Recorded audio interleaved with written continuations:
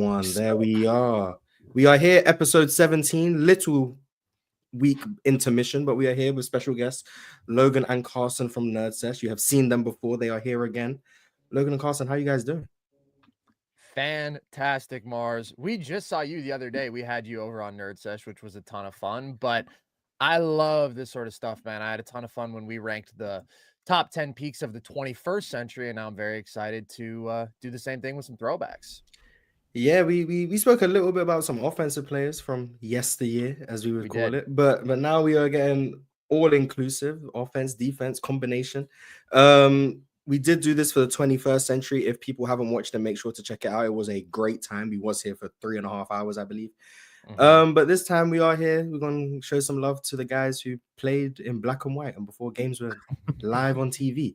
But before we get into our official top 10s, I want to ask, who were your toughest cuts? Carson, I'm going to start with you. Who was your toughest cuts?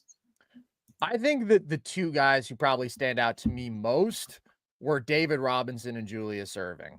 I think that David Robinson is legitimately just one of the absolute greatest regular season players of all time. Guy could just automatically basically turn you into a top 5 defense and then offensively still give you like 27, 11, and 4 on really good efficiency. Just a two-way monster, truly of that top tier. Then you get to the playoffs and he is one of the bigger playoff droppers that we've ever seen. His efficiency tended to plummet. His raw production dropped off significantly. And I just think you saw that there were some real flaws to his offensive game as a number one in that playoff environment. His reliance on the mid-range, where he really wasn't a good enough shooter consistently for that to be the bread and butter of his playoff offense. Some turnover issues, some playmaking limitations in the playoffs. That's the reason that he isn't here for me, even though, again, the regular season impact absolutely would be. And then Dr. J, I just really love the guy who I landed with in my 10 spot. I think that actually those guys kind of coincided at their peaks. And the guy who I have in my 10 spot was better. It was just much shorter lived and therefore much less appreciated. But really the only limitations with Dr. J, I guess you could say, lack of elite efficiency, lack of really high-end playmaking, even though he was efficient. He was a good passer and a really good two-way player. I just think I have a more transformative two-way guy in my 10 spot with an all-time defensive impact and a really, really good offensive game as well. Did any of you guys have David Robinson and Dr. J? I had David Robinson. And I really do like David Robinson's game with his strength and his athleticism. I do get where you're coming from, Carson, with the postseason play, was just the fact that he was able to lean on being more athletic and more stronger. And then once he ran into guys that were athletic and could beat him to his spots and wall him up a little bit defensively, it led to a lot of turnovers and a lot of contested shots. So I do understand that, but I did love his transition game. I did love the way he cuts the basket. His mid-range jumper, when he was open, did knock down pretty consistently. So, and plus the defensive play, I think he's one of the best defenders that we have ever seen at the position. So yeah. I had him on my list. I'm not going to say the spot yet because I think we're going to run into that pretty soon. But yeah, I had David Robinson on my list. Yeah, I also had Dr. J on my list. My honorable mention, my toughest cut was probably Bill Walton, and I think Bill's an interesting case just because his peak is so brief. But that's really the interesting thing I think today about the conversation, right? We're not looking at your career in totality. We're not looking at start to finish. We're looking at when you were at your absolute apex, and I think that's why he does have a really, really good case to be on here. So he was a tough cut, but I do have Dr. J on my list. I should have asked before. This is bad hosting on my part. What was you guys' criteria? Just for anyone who is new around here, what was you guys' criteria? How long is a peak? What are you looking at? What are you evaluating? I'll start with John D. What were you looking at when you were coming up with these lists? So since we're just talking about a peak, it's how much you impacted your team for a 2 to 3 year span and how high of a level did you get to when you were at that 2 to 3 year span. I have some guys on this list who lean heavier on the defensive side and some guys that lean heavier on the offensive side and some guys who are just two-way impact on both ends of the balls, and they did that at a very high level. So I just look at how high you were able to impact your team on a 2 to 3 year span and what high of a level did you get at. Yeah, I would tend to agree. For me, it has to be a multiple year peak to really qualify, just because some guys have some absolute outlier single seasons. But if it's 2+ seasons, then that's good enough for me. Yeah, I think well said. Winning impact is the key word for me. Yeah. Yeah, I struggle with it has to be multiple years. 1 year is definitely not enough for me. I've seen some players have some outlandish single season peaks and they never match anything close to that again. 2 years would probably be like the bare minimum, but I would, I guess, reward someone who has a similar peak level that extends beyond 2 years. So if two players are pretty much tied, but one person's peak is 3 or 4 years and the other person's is 2, I would favor the extension of the peak. I'm fairly confident I've never seen a single player with like a 6-year peak personally. So we're looking at 2 to 4, 5 years, depending on the player. That's the criteria, how I view their impact on the game relative to the time. So I'm not viewing Bill Russell in the 90s lens, for example, or I'm not looking at Shaq at how he would do in the 60s relative to the era in which they played. I think that's a very important distinction to make because I don't care how you would look in an era that you didn't play in, is the most simple way I could put it. So relative to era, definitely a big part of this. But now I've actually done my job. I think we can get into our top 10s, our official top 10s. Shout out to David Robertson, who's on one list. Shout out to Dr. J, who's on one list.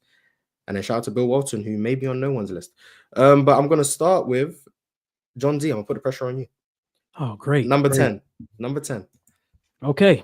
So at number 10, I have George Gervin. From 1977 to 1980, he averaged about 30 points per game on 59% true shooting.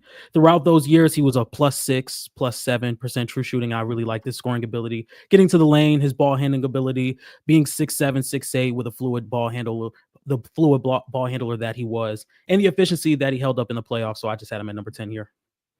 I did not expect to hear George Gervin today. Neither did I. Yeah, I'm shocked. Neither did I. I'm shocked. Yeah, I did not expect to hear George Gervin today. I really like George Gervin, man. I think he was. I mean, I can tell. I think as a scorer, I think there's not Yeah. much. Well, there's not much to question. I believe he led the league in scoring 4 times. 3 times. In this peak, it was a 3-time scoring leader, and he led it 4 times altogether, which I think only KD, Wilt, and Michael Jordan have done. Off the top of my head. My issue with George Gervin and why I wouldn't have him on the list personally is I do think he was too limited as a playmaker and decision maker. Yeah. I think there was some turnover issues there. I think if you look at those Spurs teams, they were really, really like they played very up tempo, and George Gervin was a big part of that. And he was excellent in transition, excellent around the rim. One of the best mid-range shooters in the league at that time. I think that's fair to say. If you look at the late 70s, one of the best mid-range shooters in the league. And the scoring definitely carried over into the playoffs. But when you look at these offensive number ones, these primaries, which George Gervin is the mold of, I do think the playmaking and decision-making was too limited to where I can put him in my top 10 based predominantly off of offensive value. Now, I will say the value he provided as like a rim protector as a backcourt 2-3 was very valuable. I do value that, but he is still a majority offensive player who I think was just too limited to where I could put him in the top 10. But I do like that George Gervin's getting some respect. I didn't expect George Gervin to be mentioned here, so I needed to do that. I've been shout out to George Gervin, but I wouldn't have him in my top 10 personally. Yeah, I love the Iceman. He's one of my favorite scorers of all time. But I think you hit the nail on the head, Mars. For me, it's just the playmaking limitations, years where you're looking at negative assist to turnover ratio, not having the sort of elite two-way impact that most of the guys on my list are either dominant two-way bigs who are giving you that elite defensive value and then really good offensive value as well, or they are elite overall offensive engines with that scoring and playmaking combo. Gervin was the number one on some really elite offenses, but still not quite to the level of the guys who tend to be occupying the spots on my list. I mean, I love Gervin. I just think top 10, there's a lot of really, really great players before 2000 who I think have him beat. Yeah, I'm interested in seeing who some of these omissions are going to be because there's 2 guys. You know, there's not going to be a ton of overlap. I'm really intrigued by that. I think you guys hit it. Just the Dr. J one is what does it for me. I'm struggling to wrap my head around Gervin over Dr. J. I respect it. That's Gervin's a bucket, but for me, who Dr. J is in my 10th spot, I think you're getting way more well-rounded impact on both sides of the ball. I think Dr. J is a way better two-way player, really impactful rebounder, and you know, I think it's interesting on what years you're looking at too, right? Because I think there's an argument to be made that maybe Dr. J was at his peak before he got to the NBA when he was at his athletic peak in the ABA with the Virginia Squires and some other teams down there. Nets. Yeah, the Nets most notably. He was a beast before he got to the league, and I think that's something that gets a little bit underrated about Dr. J. And like you said, when you're looking at the apex, that's why I don't think Dr. J can be much higher than this. I played with him somewhere between 8 and 10 when we're looking pre-2000, but not an elite playmaker like some of the guys higher on my list, not an elite defender like some of the guys higher on my list, but a really well-rounded player, and I think he's got a stronger offensive game than some of the guys that I omitted off my list, and that is what ultimately gave Dr. J the edge. But I do love the Iceman shout, man. It's a good shout. Speaking of Dr. J, I do want to ask, John, what led you to favoring George Gervin above Dr. J? Well, one, I didn't necessarily have the full analysis on Dr. J that I wanted to put him on a list where I was comfortable ranking him 100%. And I felt as though I had a better analysis on George Gervin. So I led with that. And I also think Dr. J was at his best in the ABA with his athleticism and the way he was able to create shots. So I do lean towards that a little bit more. Yeah, my issue with Dr. J, and I don't have him on my list, is off the top of my head that I can remember, I've seen 2 Dr. J ABA games, and one of them was an All-Star game. So I'm fairly confident he Virginia Squires tape, Mark? I'm not locked in. I'm bad. Like I said, I'm bad at my job. So I feel I would be doing a disservice to Dr. J by speaking on things I haven't seen. I try to take pride in not speaking on things I don't know about. And Dr. J's ABA footage for me has just been very difficult for me to source. So I don't have enough to speak about him in that sense. And then the NBA Dr. J that you were talking about, 77 to 81, maybe in terms of that peak, I do think probably isn't high enough offensively to where I would put him still a damn great basketball player. I don't want amazing, one of the best players in the NBA. I mention that just because I want to give credence to all the work he put in prior to the NBA. But I mean, you're still looking at, in my opinion, a top 3 player on the planet when he did get to the NBA. Absolutely, yeah, absolutely.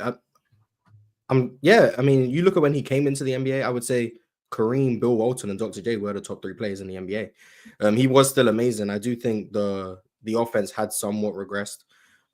Just due to the athleticism and declining. I think there was an adjustment period for Dr. J coming over. I mean, the NBA was just hard, and that's kind of reflected in a lot of ABA guys, Yeah. I think his NBA peak is 80 to 82, actually. I think it takes him a few years to really get back to that peak level once he's in the NBA.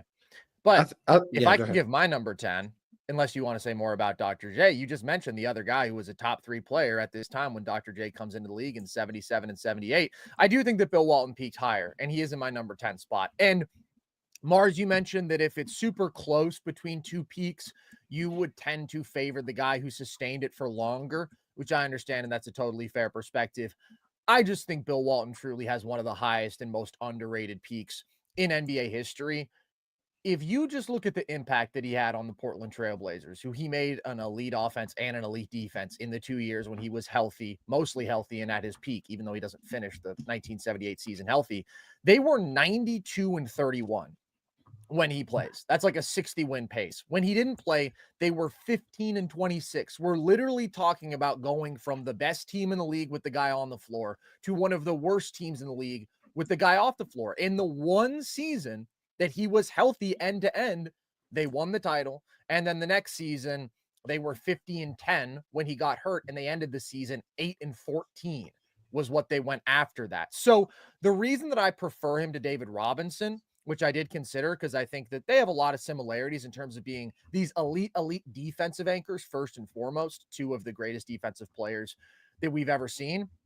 I think that Robinson had more insane physical tools. I think that Walton was one of the smartest, most instinctual defensive players we've seen in an era when just being an elite rim protector, when you're talking about pre-3-point era, was so overwhelmingly valuable, and he could move decently well. The difference to me is the gap in terms of their offensive ability, especially when you're getting to the postseason. Walton is just one of the greatest passing bigs that we've ever seen. And in the 77 title run, he's averaging 5.5 assists per game. Before Jokic, he was the best post-hub playmaker in terms of a center that we'd ever seen at spotting cutters. Like, he doesn't have overwhelming volume, but so much of the offense was running through him, and then he's giving you that all-time defensive impact. Whereas Robinson, again, more gifted, could give you more volume as a scorer, but the playmaking was going to break down. The scoring efficiency wasn't going to scale as well. The scoring volume wasn't going to scale as well. Walton was always going to have an elite offensive and elite defensive impact on the game that held up. So that's why I have him here. I just think you look at those Blazers rosters and how they performed without him and just the talent on paper. And then you look at how utterly dominant they were with him on the floor. It's a testament to just one of the all-time great, well-rounded big man skill sets that we've ever seen. I 100% agree. I'm very high on Bill Walton. And I think that Blazers championship team doesn't get enough respect, and Bill Walton in particular. This is a team that, if I remember correctly, were the youngest team in the NBA. Yes, youngest and they won a champion ever championship. still. And I hear a lot about teams can't win because they lack experience. And then I point to the 77 Blazers, like, hey, this team wasn't in the playoffs the year before, and then they win a championship. You don't always need experience. There's exceptions. And this was a team that was very unique. If you go watch them play, like you said, Bill Walton being that post playmaking hub, they had a point guard who, respect me, I can't remember his name. He was shooting like 60. No. He was shooting. Yes, him. He was shooting like 60% from the field. Because he was operating, he would throw an entry to Bill Walton, then he would cut through. He's getting layups.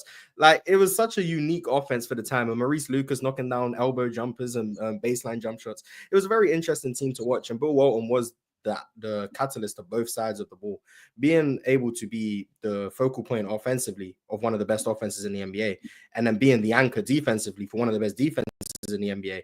A team that is able to sustain that through a playoff run en route to a championship. Not many people can say they are capable of doing those things. And Bill Walton was capable of doing those things and did those things.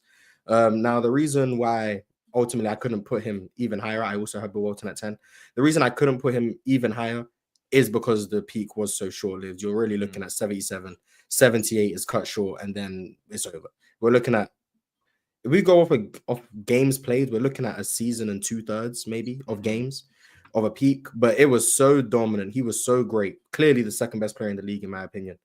That I do have him at number 10, but unfortunately I can't get him much higher just due to the injury that kind of derailed everything. But Bill Walton, definitely one of the more unsung all-time greats in NBA history. And he is on my list at number 10. Now, I'm going to go to, who am I going to go to? We're going to go to Logan, number 9. Who do you have at number 9? I thought for a very long time between my guards and my 8 and 9 spot. I think I'm going to go with Jerry West in my 9 spot. And Jerry's a really interesting case, man. I think Jerry West is one of the guys that, you look back through NBA history and you wonder just how differently he's looked upon if a couple of things break his way. Like if the Celtics aren't just such a dominant juggernaut, like how many more rings he gets and how differently he's viewed if he doesn't just get the one title. Right, the guy gets finals MVP in the losing effort, right? He's the freaking logo. Like, he's already iconic. Jerry West is one of the basketball's greatest players of all time, but how close he got, how on the cusp he got, I wonder how much higher he would be if that coin landed on the other side a few times. But the real debate I was having, to let you guys in on it, was West and Oscar Robertson, and I think they're very, very close. I ultimately think I prefer Oscar as an offensive engine and is just a more well-rounded player, but I don't want to sell Jerry short because he's one of the most complete basketball players and truly ahead of his time. I mean, an elite playmaker, an elite scorer, an elite defender, a really good rebounder. I just think Oscar's a little bit marginally better and consistently let out top-tier offenses. I can't say anything to disparage Jerry West. Like, I don't have anything negative to say. It's just a matter of, I think I marginally prefer Big O, but it was really close debating between these two guys. But I think you got to give Jerry West his props. I think he's got to be on the list. He's an all-time great, and I think a shoe-in for this list pre-2000. Yeah, I mean, I think he was a very good defender. And once they started making the all-defensive teams, I think he made it like 5 times straight. So he definitely every time he was eligible. So he definitely was a really good defender. I think he was a really good ball handler, great shooter, great playmaker. He was a really good player, man. He was really good to be that before his time. I really like Jerry West's game. Did he make your list? Because you giving him praise, but you haven't said that you have him. So you hate him. No, Jerry West did not make my list. Whoa. I respect George Gervin. I respect him. I feel Jerry West has to be on the list, especially above a guy like George Looking Gervin. back on it, I can see that. I've watched more George Gordon. Jerry West to me is one of the all-time great two-way guards. Yes. Rim protection, steals, man defense. I don't care that Basketball Reference says he's 6'3". He is not 6'3". He's like 6'5", 6'4". I don't care if the footage is grainy. That man is 6'5", 6'6". I know what I'm saying. He's huge for his era. Definitely one of the best ball handlers of the time. Pretty much, I would argue a flawless scorer for the era. Could shoot the ball, could get to the rim, could handle. It's not saying much, but could go left. Like he was extremely skilled. He was complete, man. And then he didn't come in as this elite playmaker. He was trying to score the basketball. But when we're talking about peak Jerry West, we're looking at the mid to late 60s, early 70s. He became one of the better playmakers in the NBA, a great decision maker, great passer. Now, I don't have numbers, unfortunately, but he wasn't particularly turnover prone. He wasn't turning the ball over all over the place. And just being able to be the defensive playmaker he was, we have 1 year of steals being tracked. I think he averaged 2.5 steals a game. And this is his last year of his career. Excellent defensive playmaker, excellent playmaker on offense, excellent scorer. I definitely have Jerry West on my list. I did favor him over Oscar Robertson because of the two-way play. But I do think Jerry West had to be on the list personally. I do have to have Jerry West on the list. He's just one of the all-time great two-way guards with really no holes in their game. Yeah. What years did you guys have? I went 66 to 70 with West, which is a little bit of a longer peak, but like Mars said, I think it's when you really start getting the high-level playmaking from him that he reaches his overall peak as a player. But then after 70, I think the scoring ability starts to tail off just a bit. And like you look at the 72 title run, the worst scoring playoff run of his career. I don't think that he was at his peak as a player anymore by that point. So I think it's absolutely the late 60s where you get the best West. Unfortunately, I think he broke his hand on like the first minute of the 67 playoffs. Yes, he did. Which is quite disappointing because he was amazing. I would have liked to see that Lakers team maybe go up against you know what's crazy, Sixers, Mars? but You take the playoff numbers that he had from this 5-year span, 66 to 70, even including the fact that he missed the entirety of one of these games, because like you said, he broke his hand right away. He's still giving you 31, 5, and 7 on almost plus 7% true shooting. And if you take away a game where he had 0 points because he really didn't play at all, I mean, I would guess you're looking at north of 32 points per game with the same efficiency. It's unbelievable. I've been very passionate. I think Jerry West is the best scorer of the 60s.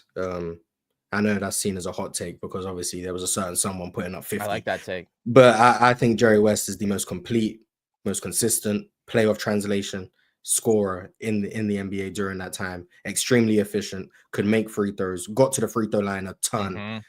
I would argue probably the best shooter in the like pure shooter in the NBA at that time. Yeah, I think Jerry West is the best scorer of that decade. So yeah, very high on Jerry West. Very, very high on Jerry West. I'm super high on Jerry West too. I think that he and Oscar both have to be here. I have West at 8 and I have Oscar at 9. The production and the efficiency is what's so remarkable with both of these guys because they're two of the most efficient guards ever. Like at West's peak, he's plus 8% true shooting compared to league average. Oscar's plus 9% true shooting. Both historic in terms of their ability to get to the line. Both really, really high-level rim pressures as these bigger athletic guards. And then also both really high-end jump shooters. I would say that Jerry has a slight edge there, but Oscar still, I mean, with his back-to-the-basket game, his ability to shoot turnarounds at that size at that time. And then he was the best passer in the sport. But Jerry got to a point where he was close enough to Oscar as an offensive engine. And Oscar is one of the greatest offensive engines we've ever seen. I mean, he comes into the league in the Royals. He's immediately making a number one offense, which they were more often than not in his time in Cincinnati. But Jerry got to this level where he was such a dominant scorer. It scaled so historically well to the playoffs. I mean, he is one of the few guys who was that great in the regular season, and then actually his numbers get even better in the playoffs, which is just really, really special. And then he's one of the best defensive guards ever. I mean, his rim protection at that size, I would argue, is the best that we've ever seen. I also think you have a little bit more offensive flexibility with West, a little bit more on and off ball ability with him compared to Oscar, who was more ball dominant. But it's really that defensive edge and just the historic playoff performance that gives Jerry a very slight edge over Oscar to me. But I think that they both have to be here. Last time it was John D who didn't beat the allegations, but this time it's me because me and Carson have the exact same 10, 9, and 8. Okay. So now you, yeah. I also had Oscar at 9 and Jerry West at 8. But I think now is the great time to move on to Oscar Robertson because Logan has him at 8. Me and Carson have him at 9. John D, do you have Oscar Robertson on the list at 8? Okay, there we go. I'm gonna start with Logan since you have Oscar the highest alongside John D. What gave you the edge for Oscar Robertson? It's what Carson just touched on with Cincinnati. I mean, when Oscar got into the league, he made them an elite offense, and I just think I marginally prefer that to Jerry's all-around impact. It's really, really close between the two, but I think I prefer the slightly better offensive player. But I think Carson makes an excellent point about the malleability of Jerry West and Mars. That's a ballsy ass take. I really respected the scoring one about West being there, and I think it's a good one. Like the portability we're talking about, and I don't mean about portability between eras, but I mean portability from the regular season to the playoffs. Like, don't get me wrong, like Wilt wasn't a complete dud, but he dropped off a little bit. There were things that you could do to negate him. With Jerry, that really wasn't ever the case. It's the difference in their abilities is offensive engines is the slight edge that I give to Oscar and why I prefer him. But I got to be honest, I think this was the most agonizing decision on the list for me, was just deciding that and another guy who I already know which one is probably going to tick you and Carson off the most, and we'll get into that in a minute. That one. Hey, I like that Mars and I are just a hive mind now. We just have the same opinions. I packed up. I'm gonna pack up my Harden takes. All right, we don't have to get into that. Oh yeah, he fried you on that. Yeah, he fried you, dude. Yeah. Mars, I swear, bro. I don't know what it is, and I can't quantify it. I can't. Every time I've shit talked James Harden on a fucking pod, he makes me eat it the next day, dude. I'm speaking like right from my mouth to James Harden's ear, man. It's infuriating. Right before the playoffs last year, you were talking. And then he dropped a 50 burger. No, I'm talking about in the playoffs, but he fried the Mavs early in that series. Well, and then he was dropping 9s and 6s, and I kind of got it back, but yeah. I gotta stop, man. I gotta stop. You were hating. James Harden heard it and was like, "Yeah, hold this 50." Malik Beasley was hating. Hold this 50. That's what it was. Shout out to James Harden. Unfortunately, that's the only mention he's probably going to get today. But yeah, I favor Jerry West over Oscar because of the defensive gap, but not to just compare Oscar to Jerry West, to give Oscar his own flowers. I think of the pre-3-point line era, I do think he's the best offensive player. Yep. So if you go everyone from, sorry, no disrespect to the pre-shot clock people. So from 56 to 79, I think Oscar Robertson is the best offensive player. I think there's only one other person who I would have in that conversation who will show up later. But just amazing control of the game, increasing tempo, running pick and rolls. That wasn't a very common thing, but Oscar Robertson was running pick and rolls. Excellent playmaker. Another guy who was an excellent jump shooter, there was no 3-point line, but lived in the typical mid-range. Was another guy who could also get to the line. And his rebounding was extremely valuable. He was an extremely valuable grab and go, all of those type of things. Really no real offensive flaws for me. I guess the biggest difference between him and Jerry West is I do think he probably settled for jump shots a bit more than Jerry West did. But just in general, I do think he was the best offensive player of the pre-3-point line era. And I do think that's extremely valuable. Now, defensively, the Royals were never great defensively, but I don't think Oscar Robertson was a bad defender. I think he was a neutral defender. I don't think he made up a ton of value, but I don't think he was actively hurting the Royals. His size was valuable. I think where they struggled was their interior presence was just never great.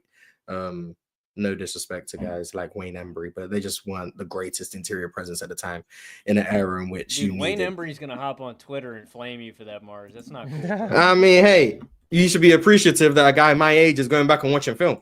Not many people even know what you did on the court. The Wayne Embry drop it's a crazy pull. So no, he was a good player, just interior presence in terms of what you needed in that era to be, I think, at that top level, and why the Royals never really got over the hump is because I think defensively they just left a lot to be desired. routinely one of the bottom defenses in the NBA. Yeah. So I think that's the biggest separator to me between him and West. But offensively, I really have no real criticism of Oscar Robertson, besides maybe being a bit too jump shot reliant. But amazing player, and I had him at 9. Yeah, I totally agree that he's the best offensive player of the pre-3-point era. Like, I believe his first 5 years in the league, the Royals were the #1 offensive unit every single year.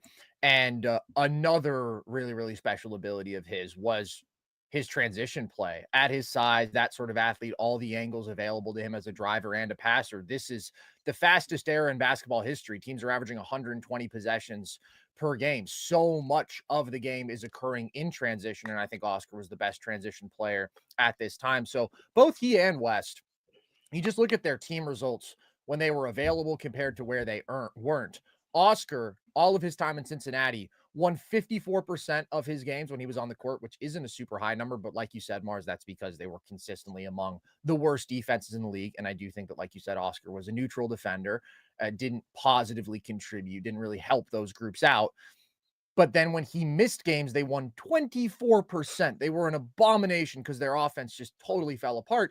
Jerry, I think, wasn't as overwhelming a floor raiser, especially offensively, but probably had the slightly better ceiling raising skill set because of his versatility and two-way impact. And when he played from 63 to 70, the Lakers won 62% of his games. When he didn't play, they only won, I think, 41%. So both these guys have really, really dramatic differentials, and the production, the efficiency, regular season and playoffs. I think, as I've said a couple times, they both really, really should be top 10 here. And that's no hate to George Gervin, John D, but give me Jerry West. Give me Jerry West. Yeah, I'm a favorite Jerry West there too. But John D, you're the only one who we don't have a number 9 for. So I'm gonna ask you, who did you have at number 9? It was David Robinson. Oh, okay, David Robinson. Yeah, we spoke on him. We did speak about him a little bit. I do want to give David Robinson just some extra flowers. I do think he is one of the best defensive players of the modern era. Absolutely amazing. His rim protection, his athleticism, I think, is what really just stood out. He was so strong. He was so quick off the ground.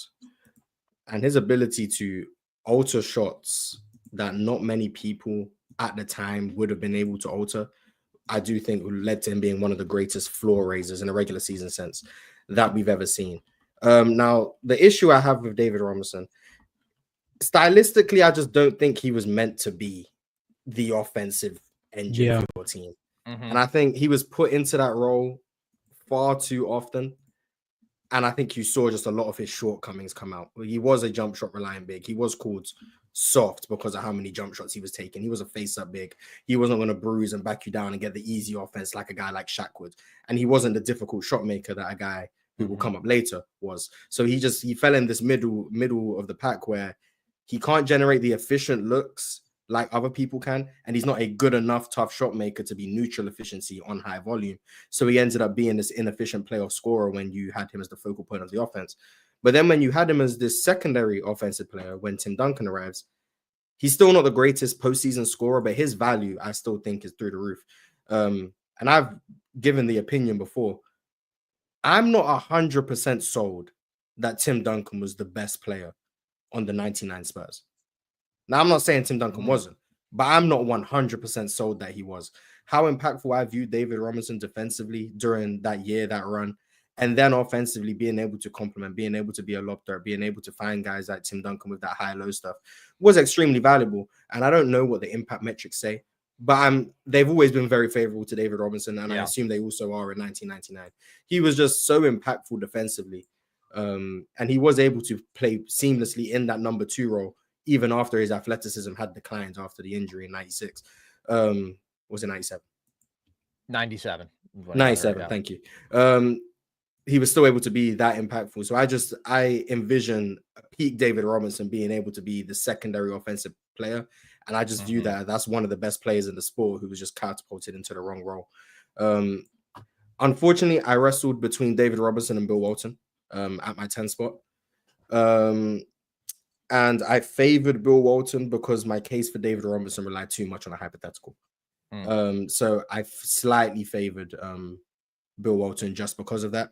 But I am quite well known as the David Robinson guy, and I'm glad someone had him on the list. If it had to be someone, I'm glad it was you, John D.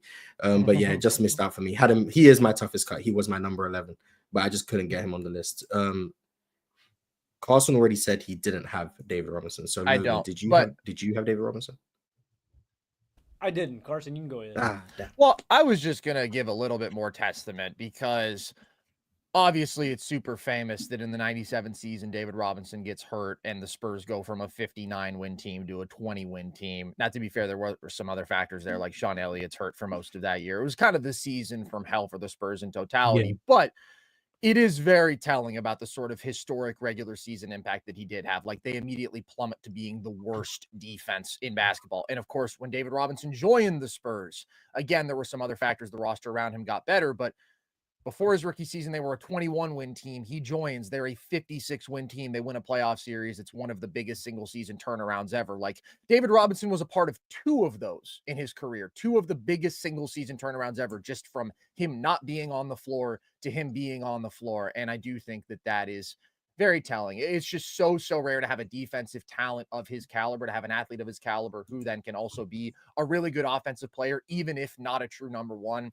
So valuable. But it does really matter that you can get over the hump in the playoffs as that offensive number 1. And I think that's why you saw over the years some of those superior offensive talents ultimately win out against him. If it was Barkley with the Spurs, who I don't think peaked higher than Robinson, but his offensive value certainly scaled much better. Or if it was Hakeem, even Karl Malone got him, right? These are team series, but I do think that offensive fall off for Robinson was significant enough for him to be my first cut. Even the regular season, he could be top 5 on this list. I think his regular season impact metrics put him above Michael Jordan some years. I believe it. So definitely an all-time great, just unfortunate. But John D, you were saying? I definitely wrote Charles Barkley's name down. I didn't put him on the list, but I wrote his name down, just in case we ever got into that land of area. But I also wrote the numbers 32, but I'm glad no one brought him up because I didn't want to talk about him. So shout out to us. We're all in unison there. But before we get to everyone's number 7s, we do have some super chats. Shout out to everyone who sends super chats. Shout out to everyone who watches the video, likes the video, all of those things. But 10 Man watching from Europe said, salute everybody, great show. Shame on the NBA for not allowing fans to rewatch ABA games and deleting games off YouTube. I agree. I mean, the best time, like I always say it, the best time, if you missed out on the COVID era where there was no basketball and you weren't watching old NBA games then, so many of them have since been removed that it's so hard to find, practically hard to catch up now. Like most of my knowledge of a lot of players from like the 60s and 70s comes from that COVID era because so many games are gone now. Now, other people might have their sources, but for me, if you weren't watching 4 years, is it 4 years ago now? It's tough to find some of those games. You definitely have a smaller sample than you did back then. So it is tough. I wish the NBA did make these games more available. Like I know they have them. Like they're in the archives. I know they I know they got them. Like if people are trying to watch the games, let them watch the games. Like even if they put it on on NBA.com, like make it accessible, please. Like I'm trying to watch these people play, and it's so hard. They're making me struggle. But the ABA is really, really hard. You can find old NBA games, old ABA games. Good luck. It's really, really hard. Man. I've seen 2 Dr. J ABA games, and one was an all-star game. Like it's not easy. It's not easy, and I can't talk on things that I don't know about. So Dr. J ABA footage has been lost to history. I'll never know what he did. I'll never know how great he was. Yeah, you just gotta go ask an old guy. Unfortunately, based on where I am located, even the old people in my country don't know ABA Dr. J footage. So it's over for me. But hopefully it becomes more readily available in the future. This super chat from MP13 is actually kind of relevant to who we were just speaking about. He asked who had a higher defensive peak between Patrick Ewing and David Robinson, because I watched some videos of early Ewing and his mobility is in complete contrast to the late 90s. I think that's a great question. I'm gonna give the question. We're all gonna answer, but I'm gonna start with who do I want to start with? We'll start with Carson. Who was a better defensive peak? It's a good question. I think that I would still go Robinson. I think that he is a more even overwhelmingly great rim protector. And I also think, although absolutely I would agree that in the early 90s, Ewing is more mobile, I still think Robinson's agility at his size, when you're talking about like 7 foot, almost 240 with his strength, like it really, really is absolutely freakish. I would say that Ewing probably a slightly better post defender, a bit more of a bruising, super physical defender, and obviously anchored some of the best defenses ever. The 1994 Knicks are way, way up there all time in relative defensive rating, and they had multiple consecutive number one defenses at that time. I do think that he had much better defensive personnel around him, though, whereas Robinson again, inherited a defense that was really bad, made them elite, carried a defense to be elite. He gets hurt in 97. They become the worst in the league. I still would take him. I still think he's more of a freak one-of-one athlete, but it is close at their peaks. I also think early on in Patrick Ewing, he had a fouling problem. I think he averaged about maybe 3 or 4 personal fouls per game. I would definitely much rather have David Robinson. David Robinson around his peak defensive years with his shot timing, his rim protection, and his agility just to be a help side rim protector and things of that nature. So I definitely would take David Robinson. It's interesting because I believe the 93 and the 94 Knicks are like two of statistically the 5 best defenses of all time based on relative defensive rating. And I think that's like a few years past Patrick Ewing's defensive peak. I think he was probably at his best defensively and as a player around like 89 to 91, 92-ish. Especially offensively, I think he took another jump in like 90. But defensively, before his knees were shot, that fluidity, that mobility at 7 foot, while being, in my opinion, one of the best post defenders in the sport, in an era in which post defense was extremely valuable. This isn't like today's game where, you can guard the post. Ooh, like you needed to guard the post back then. I do think it is a conversation. I do probably still value more David Robinson's just athletic profile and pure rim protection over Patrick Ewing, but I do think he probably was the more mobile, especially in his peak defensively. I think Robinson was tremendously mobile up and down, but laterally, Ewing was moving at a way that I don't think David Robinson really was. But Ewing is, to me, not a one-of-one mover, but for that time, I do think he's probably the more defensively gifted laterally, is what I would say. But I would favor Robinson for the pure rim protection. But Ewing is an all-time great defender who I don't think gets enough flowers for that, but definitely an all-time great defender. There's a lot of guys from that era who kind of get overlooked. I mean, me and Carson, we just did our all-defense draft, and I mean, like, I think the best example is like Alonzo Mourning doesn't even get drafted in that draft. One, just because, I mean, you can only have so many centers on a hypothetical roster, but I think there's a lot of guys in that era that kind of get overlooked just because of how many great guys in that archetype there were. I would also say one more advantage for Robinson, just his hands. I think outside of Hakeem, he's the greatest center ever at generating steals, which I do think is another way that he had some value that Ewing did not have at that level, even though Ewing is the Knicks all-time steals leader, but that's mostly because he played, had no idea he was the Knicks all-time steals leader. Yeah, it probably would be Clyde if they had tracked it for his whole career, but maybe not, just because Ewing played so long. Robinson has, a couple of 2 steal a game seasons, which is crazy. Yeah, shout out to Jokic defense. And then final super chat from Teddy Hart said, Mars, I'm assuming you're saying Oscar was the best offensive player due to the scoring and playmaking together. That's a huge part of it. I still think it's Wilt, though. And for second, it's an argument between Elgin Baylor, West, and Oscar, in my opinion, only looking at the 60s. Well, yes, that is a big reason why I'm saying Oscar was the best. For me, the second wasn't Wilt. It was someone else who will come up later, but I was doing obviously before the 3-point line. So I'm including the 70s. The second best offensive player of the 60s, I think it was Jerry West. But I think, Oscar's combination of scoring, playmaking, shooting, ball handling, all of it, I do think, and then the results of the leading some of the best offenses in the NBA the whole time. I want to say they led the league in offensive rating. I want to say like 6, 7, 8 times. It was ridiculous. So I do favor Oscar Robertson in that conversation. I also think. Oh, go ahead.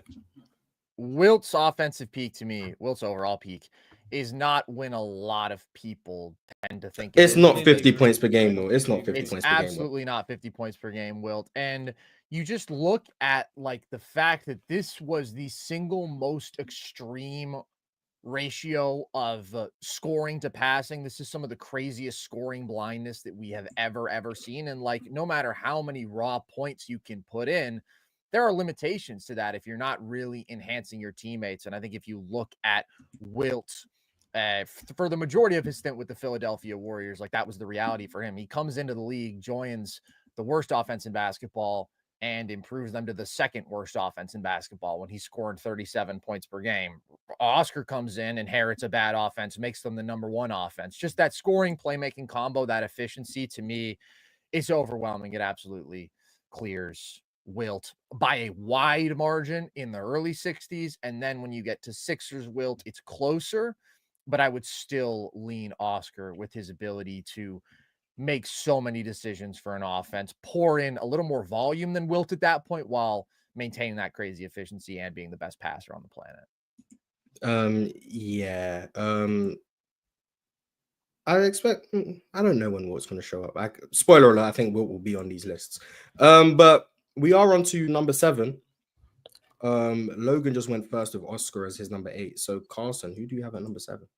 So I think that we have a bit of a leap here. Like, I love Jerry and I love Oscar and I love Bill Walton, but now I think we're getting into dudes who are in top 10 all-time conversations firmly. I have Magic Johnson at my number 7 peak of the 20th century. I think it's from 1987 to 1990 when he consistently really shows that ability to scale up his scoring volume as Kareem has started to decline, and then Kareem has retired entirely, and you're still looking at elite offenses. Magic led 7 number 1 offenses in this decade, and I believe in this 4-year span led 3 number 1 offenses, and he was giving you 22, 7, and 12 on plus 7% true shooting. To me, this is the guy who surpasses Oscar Robertson as the best offensive player ever at this point in NBA history.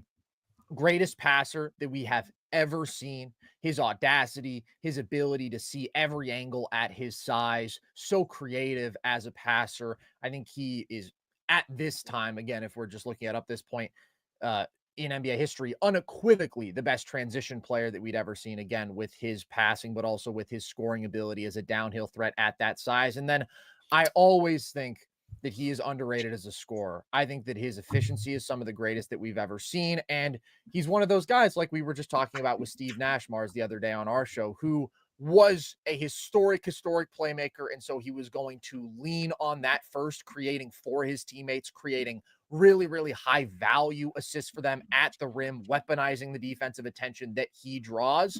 But when you needed him to, he could ramp up that scoring volume and he could maintain elite efficiency. He could do it in the regular season. He could do it in the playoffs. He could do it in transition. He could do it out of the post with his size, with his hooks, with his runners that people just couldn't really affect. He could do it out of pick and roll in spots. He was a good mid-range shooter, got to the line at a good rate, grew to become an elite free throw shooter, and led, to me, the greatest decade of team offense in one spot that we've seen in NBA history. So I have him here. The reasons that I don't have him higher is probably what I should be explaining because he's Magic Johnson.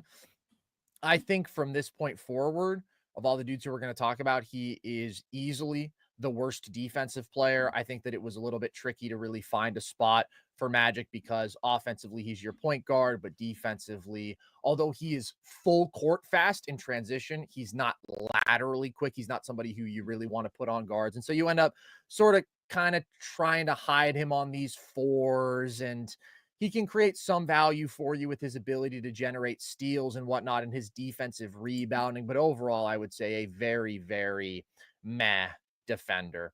And also, I don't know that I should say anything critical of his offense because I think that he's in that GOAT tier. But if we're going to compare him to a guy who I have one spot higher, I think the guy I have one spot higher, not quite as great an offensive player, but a more versatile offensive player, more malleable, could really thrive in more situations, whereas Magic really needed to have the ball in his hands a whole lot. It's no secret you have Larry Bird one spot higher. Yeah, okay, I have Larry Bird. Yeah, you didn't exactly hide that. But we're at the point where I know I'm fairly confident everyone has Magic Johnson on their list. So I'm gonna go to John D. Where did you have Magic? And then just give us what you think. I had Magic at 7. And once again, I think it's the two-way impact, because around this point in Magic's career, you would be best putting him on like a forward who didn't really have much offensive game, somebody that he could stick on and hide him as much as you possibly could. But as an offensive player, the way he was able to attack mismatches, thread the needle in places where you wouldn't think that he should be passing the ball. But I also do think that led to some turnovers and some opportunities where his teammates just weren't ready for it, or he was just a little bit too ahead of the step or ahead of the curve. But as a transition player, there's nothing like we've ever seen relative to that era. As a mismatch attacker finishing around the rim, he had a really good touch around the rim as well, with his back to the basket, getting offensive rebounds and going back up. So he was a really good offensive player, but I would be pretty confident saying that everybody else I have on the list is a better defender. So that would be my just holding me back from having him any higher on this list. But I do think his peak is from around 86 to 89. I can see 87 to 90 as well, Carson, where you had him. So yeah, I would have Magic here. Logan? Yeah, I've got Magic one spot higher at number 6, and we can get into that debate. Magic's got to be here. He's an underrated scorer as well, I think, just with volume. Brilliant passer, one of the best offensive engines of all time. I think he's got to be here. Sure, he has limited defensive impact. I think that can hold him from being higher. Ultimately, I think the biggest thing is there are just guys that I trust more as scorers or as just being the defensive foundation for me, and that's the difference maker. But I don't know. Mars, if you want to add anything on Magic, I just know my number 7 is going to piss you guys off. Yeah. Yeah. Okay. Well, yeah. Well, we'll go to your number 7 right after. Yeah. Magic Johnson. He's a player I struggle with a lot. Like, I always say, and I make it abundantly clear, I'm not a huge fan of doing lists in general because I feel like it's too concrete. I know we're doing a list right now, but like I feel it is too concrete. Like if I say someone's 7, it doesn't mean I don't think they can be number 4. Like sometimes they can be. It's like it always changes with me. Magic Johnson is probably the person who's moved around the most for me, depending on what I value on the day. I think peak Magic, I would say 87. If I'm gonna go 3 years, I would say 87 to 89. If I want to extend it, I would go to 90 as well. Unfortunately, we're at the point where I would start painting Magic Johnson as a negative on defense. I think he came into the league as a positive. His defensive playmaking, his extra mobility at the time. He was this like free safety, just making plays on the backside and like traps and stuff. It was very valuable. And then we got to the point where we have to hide Magic on small forwards or power forwards who just shoot 15 footers, and he's out there, he's playing close to the rim on defense, but he can't protect the rim. Like you're doing basically, you're having to hide Magic Johnson on defense, and it's kind of hard to hide when everything's played within 20 feet. So he's having to be involved, and he's just not great. But offensively, yes, the greatest passer I think we've ever seen. The ability to take advantage of gaps that seemingly don't exist is what makes Magic Johnson so special to me. I'm watching games, and Magic Johnson is just dribbling on the right wing, and I thought a play was about to develop. I thought they was going to set like a call screen for someone, and next thing I know, he's firing the ball to someone under the rim. I'm like, oh, I didn't even see him. Oh, my fault. Let me. I think the testament of a great passer is when you watch everything that isn't them with the ball in their hands to try and see if you can see the pass they're going to find. And I find myself having to do that a lot with guys like Magic Johnson, Jokic, Jason Kidd, where when they have the ball, I'm looking on the court to see if I can see the game better than they can see it, knowing I'm watching it from a bird's eye perspective, and they're actually seeing it on the court. But when I see it before they see it, I'm like, you missed it. I saw it first. And I'm battling with them, knowing that they have a completely different perspective to me. But Magic is one of the few passers who are still able to find passes that I can't see, watching the game from above. And I think that's what makes him such a great passer. And this is the point where Kareem is slowing down. The Lakers are running more pick and rolls. And he's become this solid shooter, not a jump shooter. He was shooting a set shot, but in the mid range, he was able to knock that down reliably. He had a hook shot he could go to with either hand, which I think was extremely valuable. And yes, his scoring efficiency doesn't get brought up enough. In the playoffs, he's routinely around +7, +8 relative true shooting because of how efficient he was in transition. But then in the half court, his ability to punish mismatches in the post, his ability to make jump shots, and he was a 90% free throw shooter. Like he was an elite free throw shooter as well. So he was just overall just very I don't want to say flawless because he wasn't shooting threes and stuff, but for his time, there wasn't anything you could force Magic to do that he wasn't comfortable doing. And I think that's what made him so dangerous offensively. The results speak for themselves in terms of team offense. I do think the only person who really rivals that type of like team offensive success is Oscar Robertson, and then later Steve Nash. No one else really has this level of offensive success in both the regular season and the postseason. But I do favor someone else from within his decade. No surprise. I also favor Larry Bird in this context. But I do think Magic and Bird are hard to separate for obvious reasons. But I do favor Larry Bird. But before we get into Bird versus Magic, Logan, who do you have at number 7? All right, I'm going to preface this by saying I think this guy has an argument for number 1 because of the context of his era, and it's Bill Russell. It's all right, Logan. It's all right. Look, I hashed this out with Carson a long time ago when we were ranking the top 10 peaks of all time, and I had Bill, I think I want to say number 10 because we were including like 21st century as well, too. I just have a fundamental issue when I'm thinking of a basketball player, and I get that this is maybe not the best way to go about it. I just have a problem putting a guy that is as limited offensively as Bill Russell any higher than this spot. And I understand it. It's like he didn't need to be that. He did his job to perfection. And so it's like, how am I going to hate on a guy who did exactly what he's supposed to do? He made them the best defense ever. You know, every year they were the number 1 defense. They had offensive guys around him. He was a really good transition passer, too. Like, people act – that is the one thing that I do take issue with when people talk about Bill Russell is that he was an offensive zero.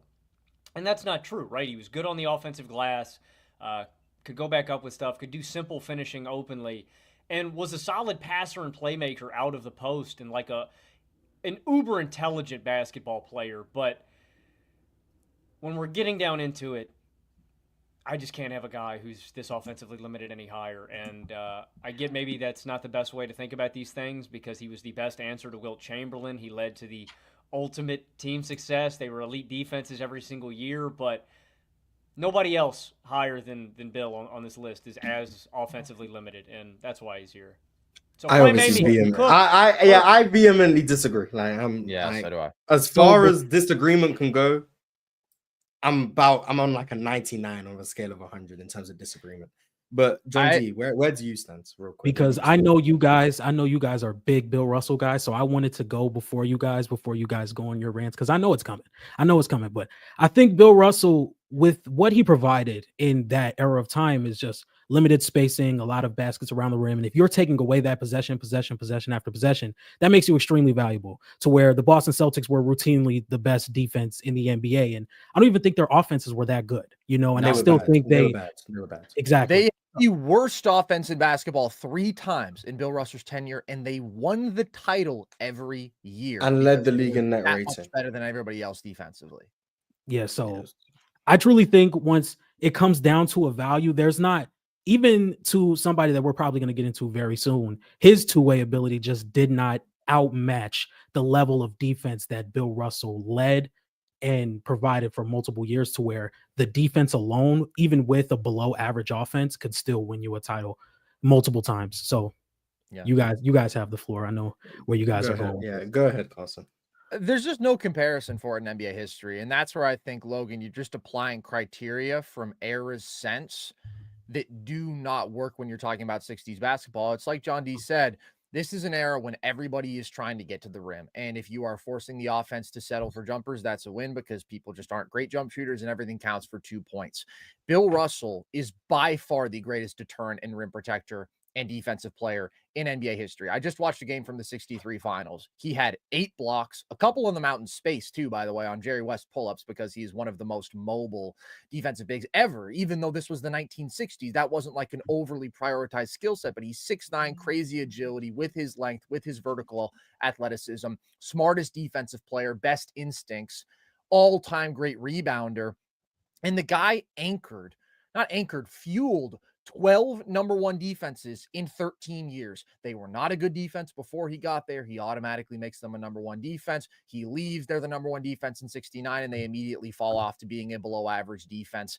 Again, that is value on that side of the ball that nobody since has matched on either side of the ball. When you're just talking about singularly one side of the ball being that overwhelmingly dominant and impactful, there is no comparison for Bill Russell's defense. Magic Johnson's offense does not compare to Bill Russell's defense. It's not even close. You could be a bad offense, and they were a bad offense more often than not, and still win the title because they're 6 points better in terms of defensive rating than the second best defense in basketball. Like basically all of the best relative defensive ratings, if we include the pre-3-point era, are the 60 Celtics, and anybody else who's cracking that club should be honored to do so. I also think he is probably underrated offensively, especially when you're looking at his peak around like 62 and 63.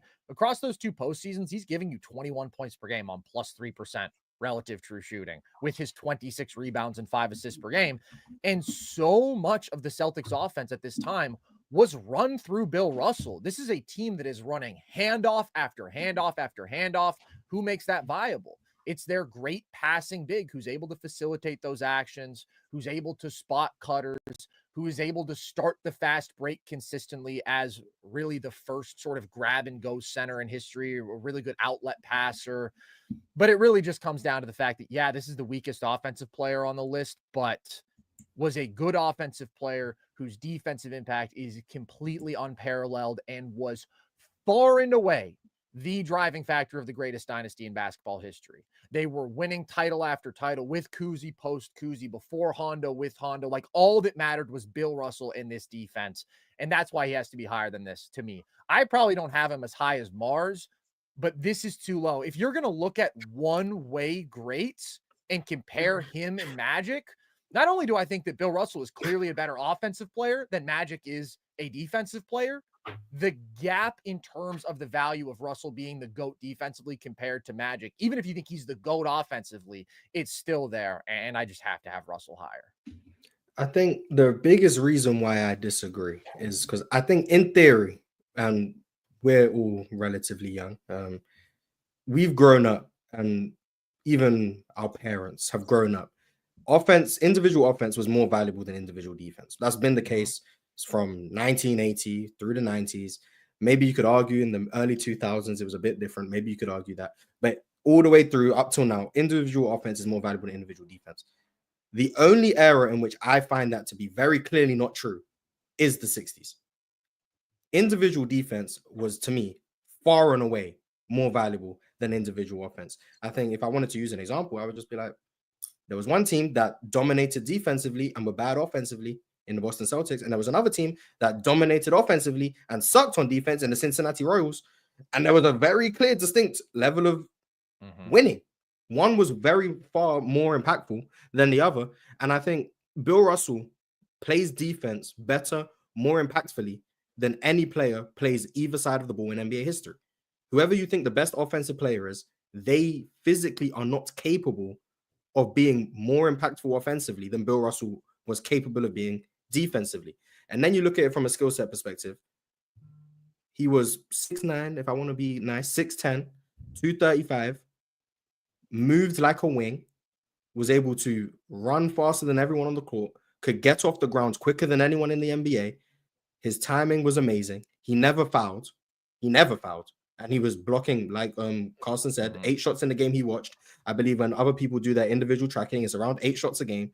He was the best or the second best rebounder in the sport. And he was the single biggest deterrent of the most valuable shot anyone could have got in the NBA for a decade plus. And then you look at his peak, where I do think he was a positive offensive player, being that post hub, being that playmaker for their half-court offense, sparking a lot of their fast breaks, being that grab-and-go guy. Whether that's him grabbing and physically going or outlets, getting guys in transition. Boston couldn't score consistently in the half court. So what did Bill Russell do? Hey, we just don't need to play half court offense. I'm going to make sure that they aren't scoring. We're running. They dominated the possession game. It's just hard for me to say that a player who is the most dominant on, in my opinion, the most valuable side of the ball can be below the top 5. I'm going to say the top 5. I'm going to be kind. It's hard for me to do that. And I understand he's a flawed offensive player, but I think it shouldn't matter as much as it does to you. And I think it does because you're used to offense individually outweighing defense, which I'm not saying is wrong because I think it's true for today's game and the 2010s and I think it's true for every era in NBA history, besides the era in which Bill Russell played. So I think you're probably holding Bill Russell to a standard that just didn't apply to Bill Russell. And I think that's probably why I disagree as much as I do. But if you want to defend yourself, I couldn't agree more, Mars. I just want to say real quick, I could not agree more with that. I think that is by far the reason that Bill Russell is so underrated. It's people applying a framework to him that makes total sense for modern basketball, that does not make sense for 1960s basketball because of the reality of the game and the impact that a single defensive player could have of Bill Russell's caliber, which is unlike anything we've ever seen since. Yeah. Logan, is there anything you want to say? No, I mean, I've heard this case a million times at this point. That's why I knew this was coming. Like, I'm over here pushing buttons, man. Like, you know, like I knew this was what we were going to open the door to. So, yeah, I mean, I'm sticking to my guns. I've made this argument before. Yeah, I mean, there's better two-way guys. I get it. It's not. That's why I say he has a GOAT case. This is my opinion, and if all of that applies and you want to put him number one, I have no issue with that. I think Bill Russell has a legitimate case, but that's not my criteria. And yeah, I mean, I just like, for example, I just think like the level that Wilt reached offensively and like the two-way peak that he has surpasses Bill. And like, that's a line that I'm going to draw just because he was so clearly the best offensive player while being a really impactful defensive player. We haven't gotten to Wilt though. I know. I think that's another conversation. That's who knows? I might have Wilt's peak over Bill Russell's. You don't know. I think you should. I just don't have Bill Russell at stat. I just want to be clear. I'm not dense. I fully understand all these arguments. I just disagree. That's fine. Okay, well now we've got the Bill Russell stuff out of the way. I'm sure Bill Russell will come back up again later. But I just want to ask John D, do you have Bird one spot above Magic? Yeah, I have Bird at 6. Okay. So that would then mean I do too. I have Bird at 5. Okay, there you go. You got Bird at 5. So everyone has Magic and Bird one spot apart. Everyone has Bird above Magic, which is damn. But frankly racist, if you ask me. Yeah, I'm John D. What's going on? John D. Oh my God. But let's talk a little bit about Larry Bird. First of all, when did his peak start? Why do you value it over Magic? And then why was he not higher? I'm gonna start with Logan. Just had to defend Bill Russell. So John D, defend your racism. Why do you have okay. Well, I think his peak was from 84 to 87. And in every aspect of the game, I think Larry Bird was a positive, whether it's being a defender, being a playmaker, being a solid shooter, and also driving to the basket. I do think when he was driving to the basket, he did have some athleticism deficiencies that made it a little tougher for him to finish around the rim. But as far as a playmaker, I think he's one of the best on-motion passers that the league has ever seen, being able to just make quick decisions, whether he's cutting to the basket, coming off screens, in transition. He's always able to find players on the floor before they're at the spot that they need to be at. And it's kind of like passing guys open. I know, Mars, you don't love American football, but we see in American football all the time where you pass guys open. I think Larry Bird did a really good job of that in transition in the half court. Once again, really good shooter. And if I look at my stats real quick, throughout his peak, he maintained about a +4 to +7 relative true shooting in the regular season and in the playoffs. So just being mega efficient, being one of the best playmakers in the league, which is something I don't think Larry Bird gets enough recognition, just being the quick decision maker that he was and limiting his turnovers as much as he possibly could and having a solid back to the basket play within the mid-range. I think Larry Bird is one of the best offensive players ever. And this peak is, if it wasn't for a few other players I have ahead of him, you know, but Larry Bird was really good, man. Incredible. Interesting. Yeah, go ahead, Carson. What do you want to say about Larry Bird? I agree that his peak was from 84 to 87, both regular season and playoffs. At this time, he's giving you 27, 10, and 7 on +4% relative true shooting. And we were just talking, Mars, when you came on our show about the offensive tiers all time, the highest offensive peaks we've ever seen. I think that Larry is at a top 7 offensive peak. He's just below my absolute tier 1 of guys who have offensive GOAT arguments, but even though he doesn't have like the unfathomable efficiency of some of these other great guys like a Jokic or a Magic And he doesn't have the ability to create super, super easy offense at the rim that you might see from a Shaq or whatever. Like, he's got maybe the best feel that we've ever seen, and he's up there for the most versatile offensive player ever. Elite jump shooter, which he could use in a number of ways, posting up, off movement, out of isolation, spotting up. Maybe the craftiest basketball player ever, like just with his ability to deceive people with fakes and whatnot, his creativity. Oh, yeah. It's true, man. Larry really coincidental. Yeah, coincidental. He lives up to all of the white athlete stereotypes. He really does. Super skilled, super crafty, high IQ guy, but like he really, really was. And his off-ball movement, I think his ability to stress defenses with his cutting, coming around screens, his offensive rebounding at his size, really valuable.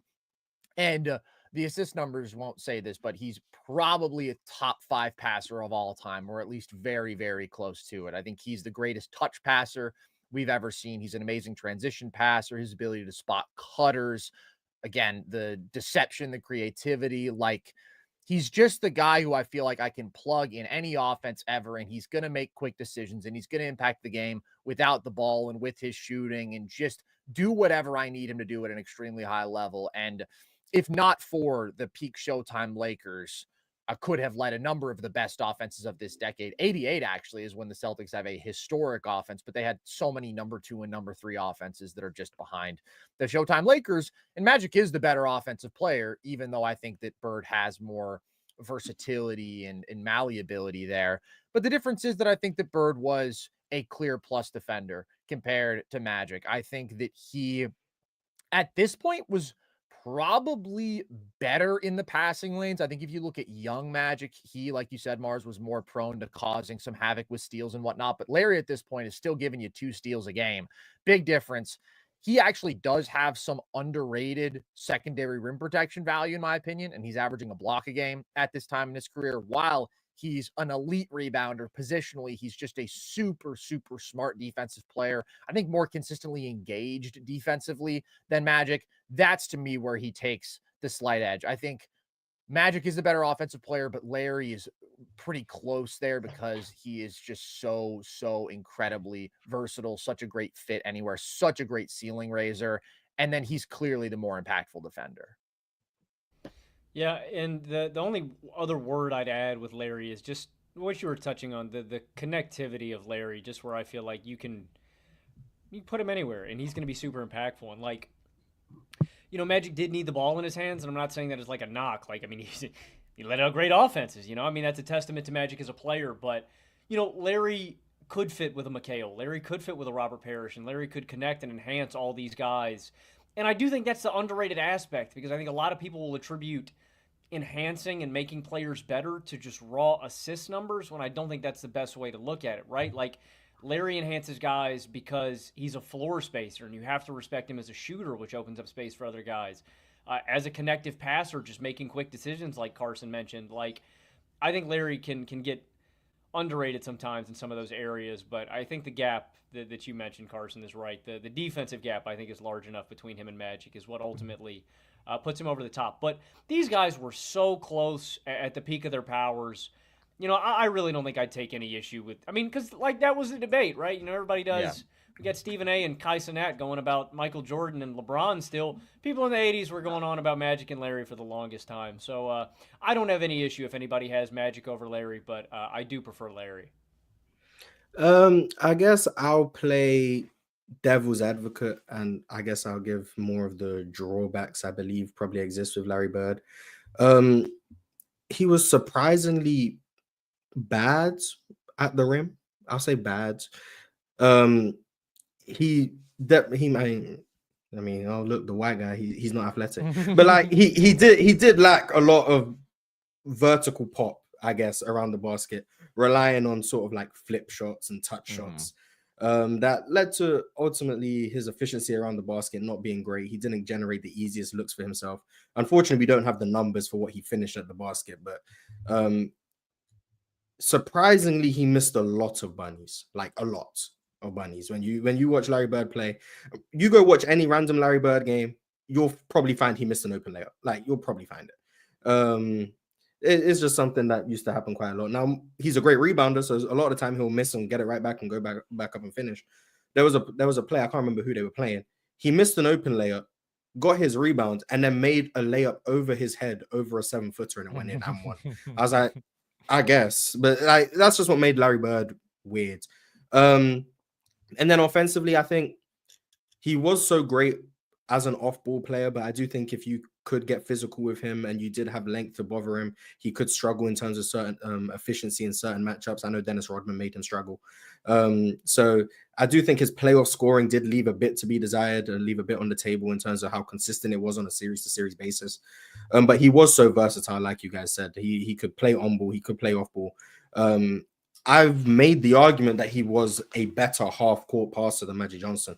Not that I believed it, but I've been able to make the argument just because of how good he was.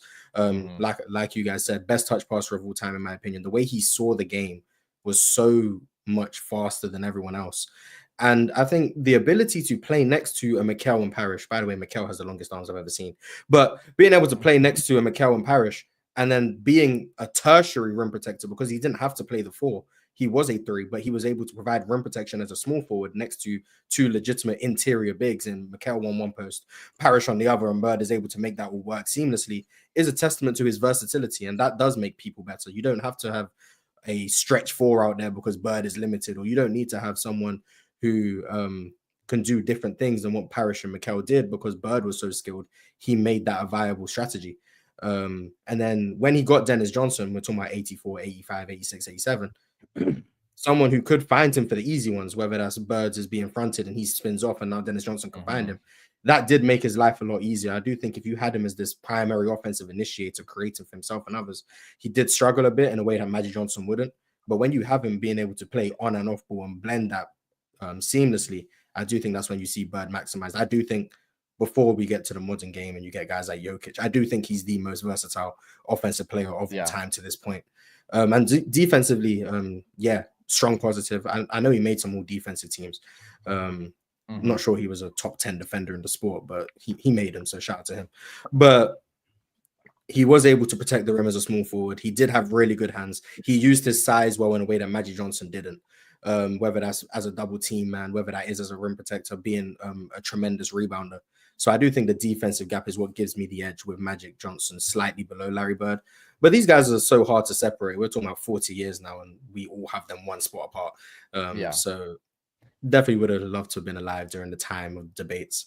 But we're still having them now. Unfortunately, none of us have Magic over Bird, so we can't have the opposing viewpoints. So if I could just add one thing real quick about Larry, because you mentioned Dennis Johnson and his passing ability, and famously, like, those two had incredible chemistry and always tended to be on the same page. And you talk about Larry playing alongside 2 bigs. Like, I do think that's an important point.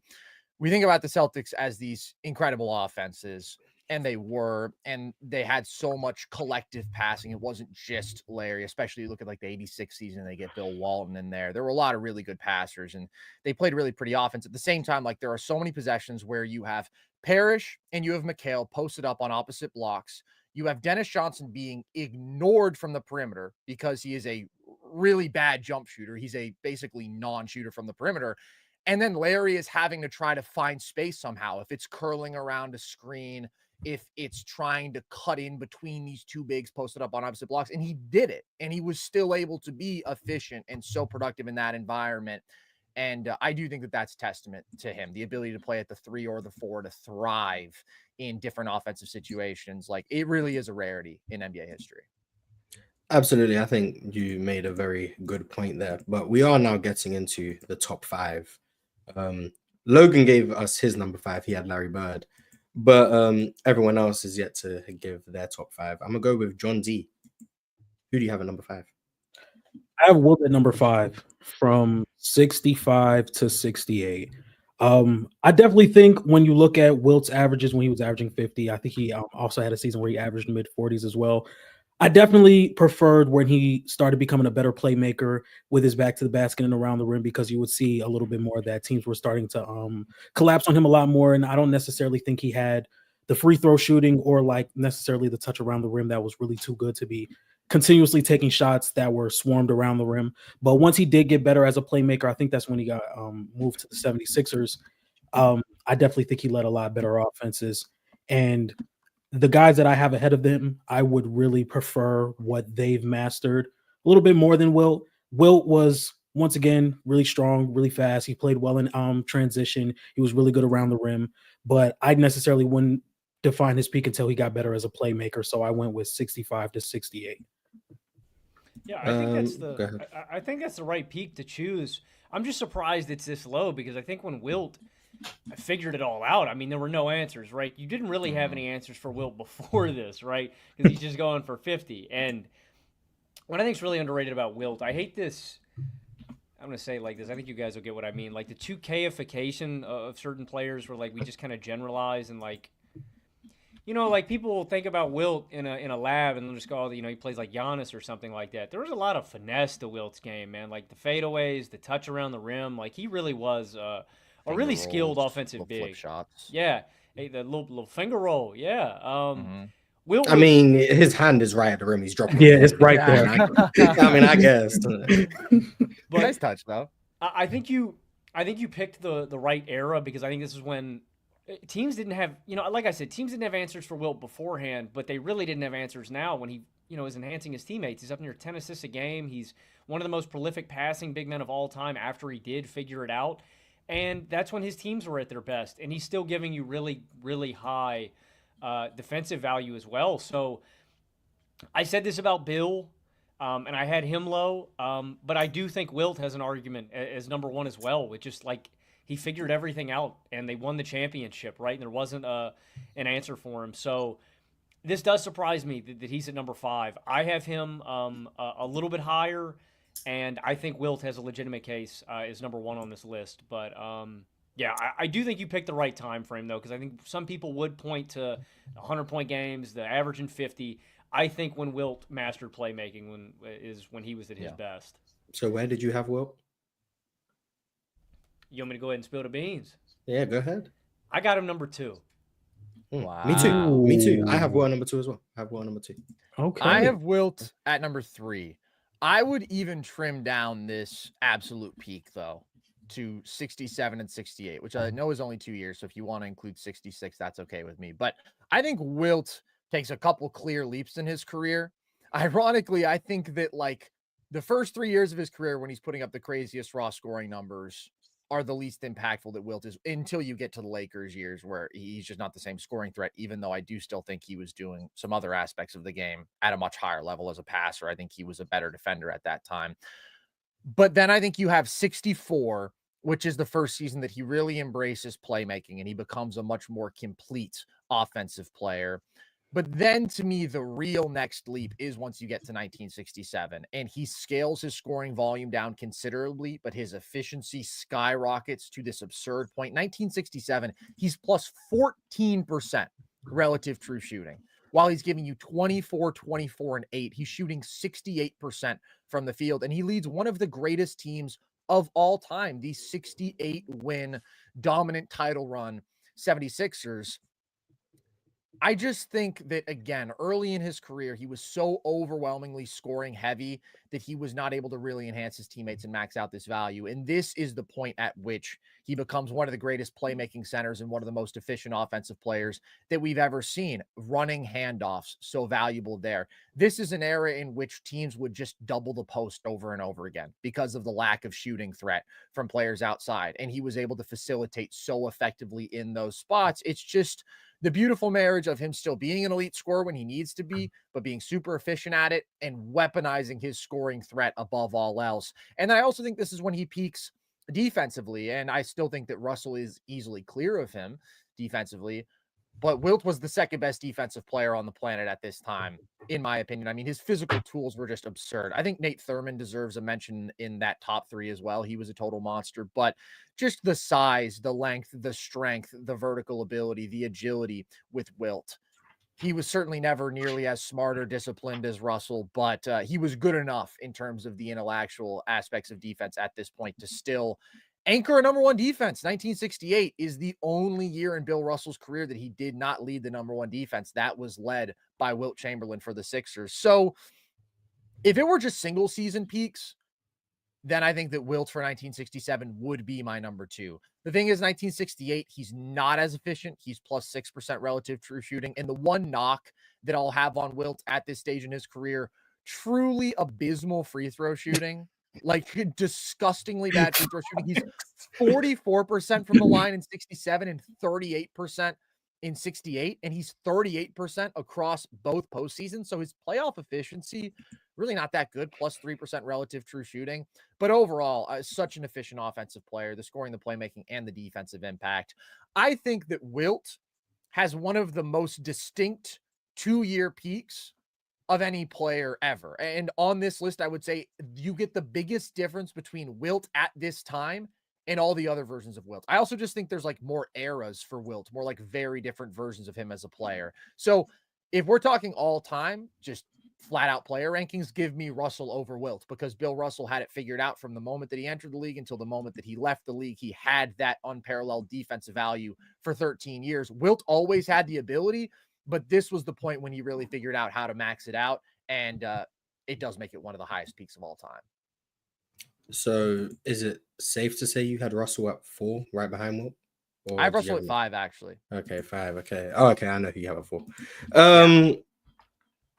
I'm not going to spoil it though, because why would I do that? Yeah, I had Wilt at 2. So me and Logan are seeing eye to eye on this. I'm also like quite well known as not the Wilt guy, because I still do take Russell in terms of career. But I think peak Wilt, and yes, I do go, if I'm doing 3 years, I would go 66 to 68, 2 years, 67 to 68, 1 year, 67. I do think the second best defensive player on the planet, very clearly. Amazing rim protector, amazing defensive rebounder. The difference being why he wasn't of that tier 1. He couldn't step out in space like Bill Russell could, and he also just didn't want to. And then just being a bit maybe more block hungry and not being goaltending goat. Yeah, for sure. I mean, and then some of the things he was doing offensively that I don't know how we're even allowed in terms of catching his teammates' shots and dunking them is ridiculous. But I do think that held his defense back a little bit, but also very, very good in terms of not fouling, especially for the minutes he was playing. And then the playmaking did step up. Now, it did step up for selfish reasons. I mean, he was very conscious of his numbers. This is no secret.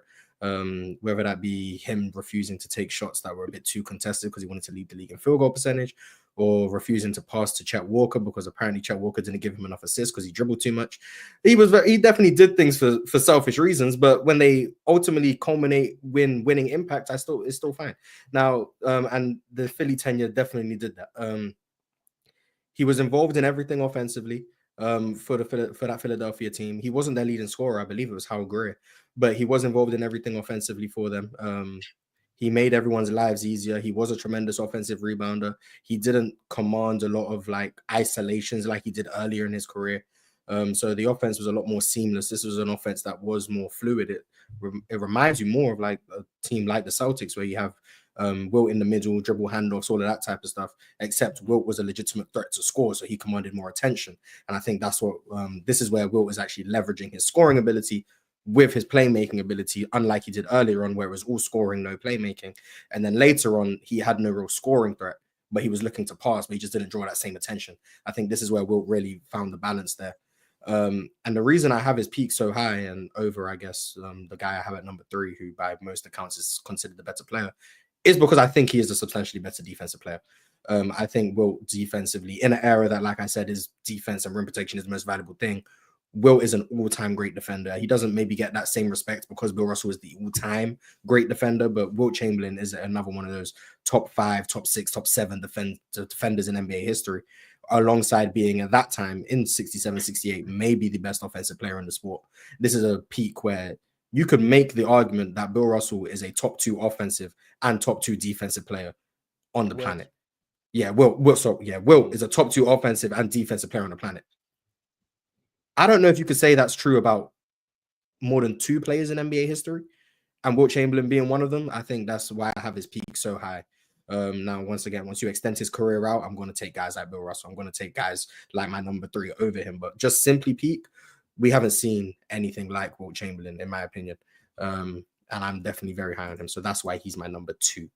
I couldn't get him to number 1 for obvious reasons. I think everyone has the same number. Yeah. 1, but he's my number 2. fun stat real quick, because you mentioned that he wasn't the leading scorer for the Sixers this year. In the finals, he was their 5th leading scorer. Hal Greer, Chet Walker, Wally Jones, who I love. He's this little point guard who's shooting a ton of hook shots, and then Billy Cunningham. So that, I think, speaks to how good the team was, but I think it also really does speak to the fact that, again, he wasn't focused on scoring volume at this point. And a shout out Alex Hannum, new coach, for really bringing in the best. He did not like Dolph Shays, who was the coach before, and then Hannum really brought out a version of Wilt that we had not seen, and it's one of the greatest basketball players ever. Yeah, totally. So right now we have me and Logan having Wilt at 2, Carson having Wilt at 3, and John D having Wilt at 5. So we do have everyone's number 4 spot available. So we're gonna go to Carson. Who is your number 4? I have Kareem Abdul-Jabbar here. I do have him above Russell, even though I just very passionately advocated for Russell, because now I think we're at a point where no, Kareem obviously does not have the defensive impact that Russell did, but Kareem was a great defender at the point that I believe is his peak, which is around 1971 and 1972 with the Bucks. Even though that's not his offensive peak, I think that's so clearly his defensive peak, and he's still a dominant offensive player, that at this point, I will take that sort of being an all-time force on both ends, even over Russell being the single greatest force on one side of the ball that we've ever seen. So you might look at this and you might be surprised that Kareem isn't higher. This is another situation, I think, of the difference between peak and prime. I think that Kareem has the longest prime we've ever seen outside of LeBron James. I think Russell is a guy whose prime basically lasted the entire time that he was in the league, but your absolute peak is different. And I think that Wilt, again, when he figured it all out, for example, has a higher absolute peak than Kareem. I did struggle choosing what I consider his absolute peak between this and between like 76 to 78 when he first gets to the Lakers, because then I do think he's a better offensive player at that time. I think that his touch on the skyhook was truly mastered. I think that he was a better playmaker, and also he was more efficient in the playoffs. That's one knock on this version of Kareem. These 2 years, he's giving you even true shooting percentage, league average efficiency in the playoffs, struggled a little bit more there. But I do think the defensive gap offsets that, because you look at Kareem when he gets into the league, he immediately anchors back-to-back number 1 defenses, and he's anchoring top 2 offenses as well. Like, this is what he was doing in his first few years in the league. I do think that he was the best player in basketball from his rookie season in 1970, but then I think that he got even better for 71 and 72. And in the regular season, he's averaging 33, 16, and 4 on plus 10% relative true shooting.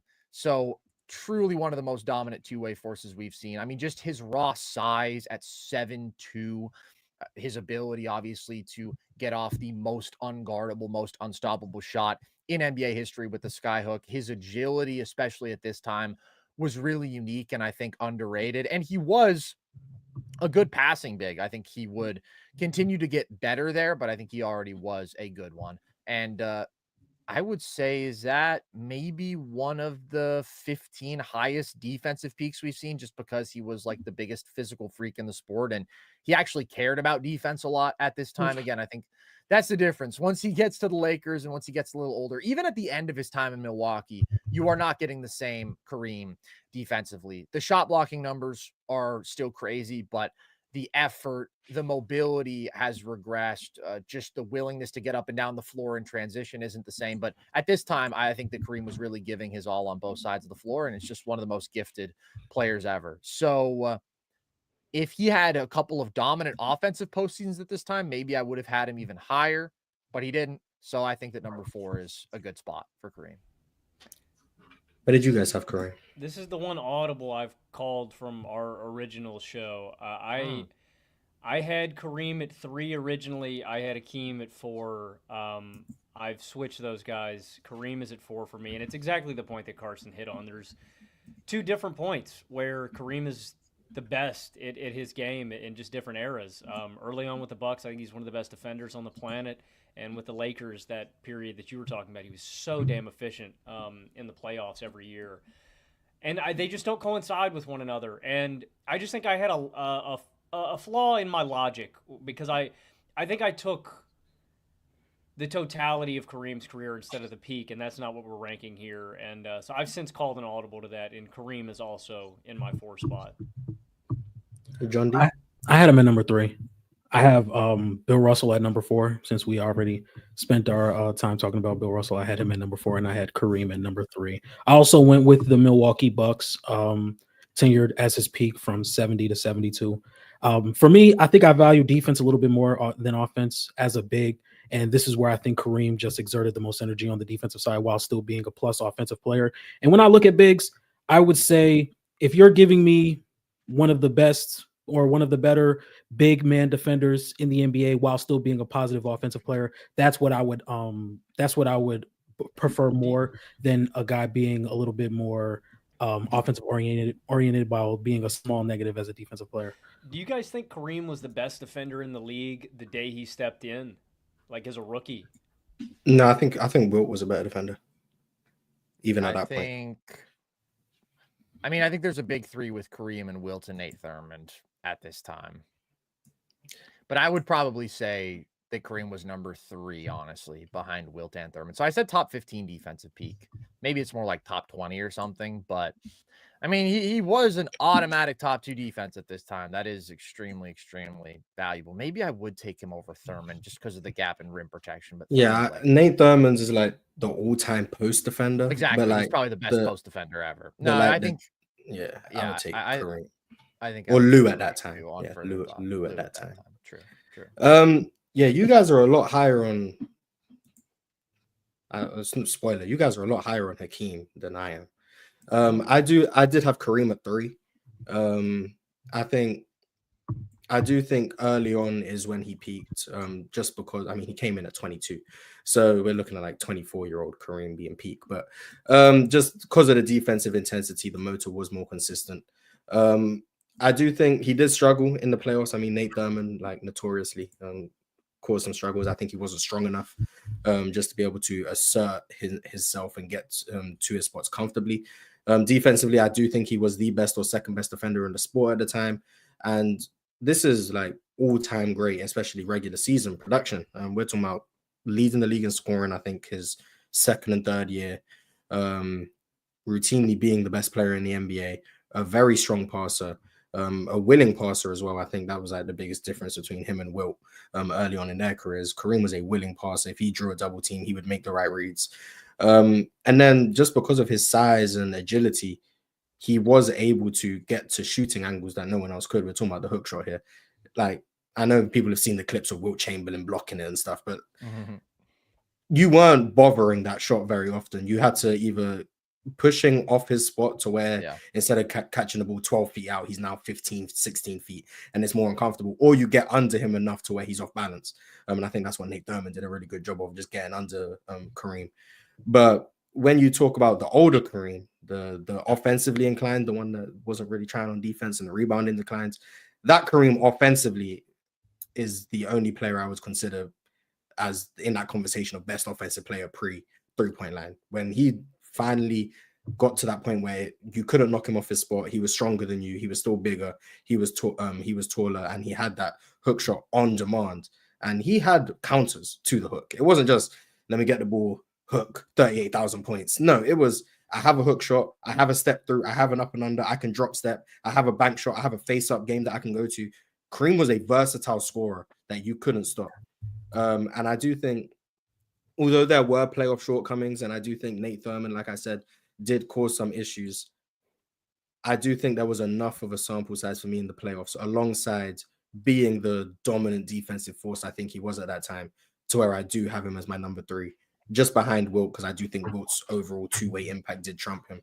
But I would have him above Bill Russell and Hakeem, who you guys have at number 2 and 3, I believe, respectively.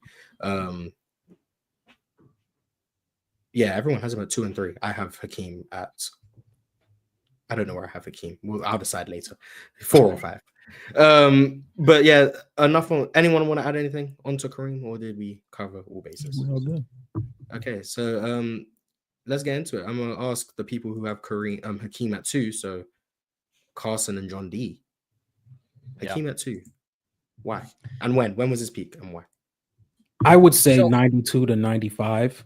That's when I believe was Hakeem's peak. I just think he was the best defender around those years, and I also think he was a really good offensive player with his back to the basket, being able to stretch his post game out all the way to the elbow. Also being able to face up and have a hook shot and really be able to outstrength people with his back to the basket, I think was really good. I also think he really timed his block shots really well defensively. He always had a really good feel for when to go up for a block. His second jump was also really well, and his recovery was also really well when protecting the rim. And he was a great help defender, just having the instincts of knowing when to cut off driving lanes, knowing when to cut off cutters to the rim and blow up passes and blow up shots around the rim. So I think that's when Hakeem was at his best. He also led 2 top 3 defenses in that standpoint. Yeah, this is where I would have Hakeem. I would say more specifically to me, his peak is from 93 to 95, because I think that 92-93 season, maybe you're including that, John D, but yeah, I usually do 92-93 to like 95. Yeah, so I agree then. Because I think that he takes a couple of distinct leaps at that point. I think that he gets significantly more fully developed to one of the greatest scorers that we've ever seen. And I mean, his volume takes a significant leap by like 5 points per game, and his efficiency also takes a sizable leap. And more significantly, probably, I think you see the development from him as a passer. So we're talking about Wilt being one of the guys who is the biggest difference between absolute peak and like who he was for a majority of his prime. I think that Hakeem is another one of those guys who like doesn't have as many phases as Wilt does, but he was a guy who for most of his prime, his limitation was that he wasn't probably a real offensive number one on a championship caliber roster. 1993 is when I think that changes. I think 94, 95, in the absence of Michael Jordan, he is clearly the greatest scorer in the sport at that time. He's also obviously a top 2 defender of all time. To me, he's only surpassed by Bill Russell. And I think that he's clearly the best defender in the sport at this time. And if you just look at what he does in the postseason in 94 and 95, it's arguably the greatest back-to-back playoff runs from any player that we've ever seen. You have Shaq, 2001. You have Jordan in his run in the first three-peat, 91 to 93. And then you have Hakeem in 94, 95. That is the tier that he is on all time when you're talking about this postseason performance. Over those 2 playoff runs, he averages 31, 11, and 4.5 assists with 5 stocks per game on good efficiency, plus 3% relative true shooting. 94 wins the title with famously one of the weakest supporting casts that we've ever seen. I mean, it's such an overwhelmingly dominant individual run. And then 95, he has Clyde, but he has to go through, in my opinion, the hardest path in totality we've ever seen. 360 win teams, yeah? 360 win teams. No, actually, I think 260 win teams, a 59 win team, and a 57 win team. So it's just like, what the hell, man? You're going up against the peak Jazz, the peak Suns, the Spurs with David Robinson, and you're going up against Shaq's Magic, and just the best player overwhelmingly throughout that entire run. Leads both of those postseason points per game, does it with good efficiency as the best defender on the planet, and he was a legitimately good passer. His teams throughout his career fell apart without him on the floor because mostly he was so overwhelmingly impactful defensively. But at this point, again, he was also one of the best offensive players on the planet. And just over these couple years, they were 101 and 51 with Hakeem. They were 4 and 8 without him. If you look at a larger sample size, their win rate dropped off by 20% without him from all his all-star seasons, 85 to 97. They were a 61% win rate team with him, 41% without him. So just clearly the best scorer and best defender in this game, got better in the playoffs. You can criticize Hakeem as an offensive player and say he didn't generate the easiest stuff for himself necessarily, right? You talked about Shaq earlier, Mars. Obviously, he is the epitome of just, I get what I want at the rim, or you're going to have to double, triple team me, and I'm going to create a great shot for somebody else. Hakeem didn't have that superpower, but he was the greatest difficult shot maker as a center that we had seen. And that's why I think his game actually scaled so well to the playoffs at this time. Yeah, he's taking tougher shots, but nobody can take those shots away. And he's so great at them that he's still making them at a pretty good clip. So compared to Kareem, at what I think was Kareem's prime, I mean, Kareem has a couple of ugly postseasons, 72, 73. Hakeem got better there.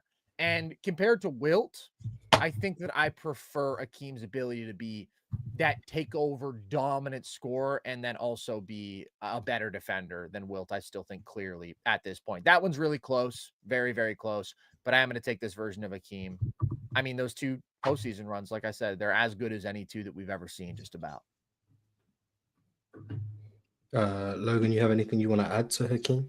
Yeah, I mean, I have him at number 3, and they are two of the greatest playoff runs ever. That's what solidifies it for me. Hakeem is unequivocally the best player on the planet for those seasons when Jordan is not out there, and he's just so complete. He is a one-man defense, one of the best on the planet. I mean, the stocks per game he's generating at this time, I also think, to Carson's playmaking point, I don't have the numbers in front of me, but I think during the finals, I mean, he's up near 5 assists a game as well.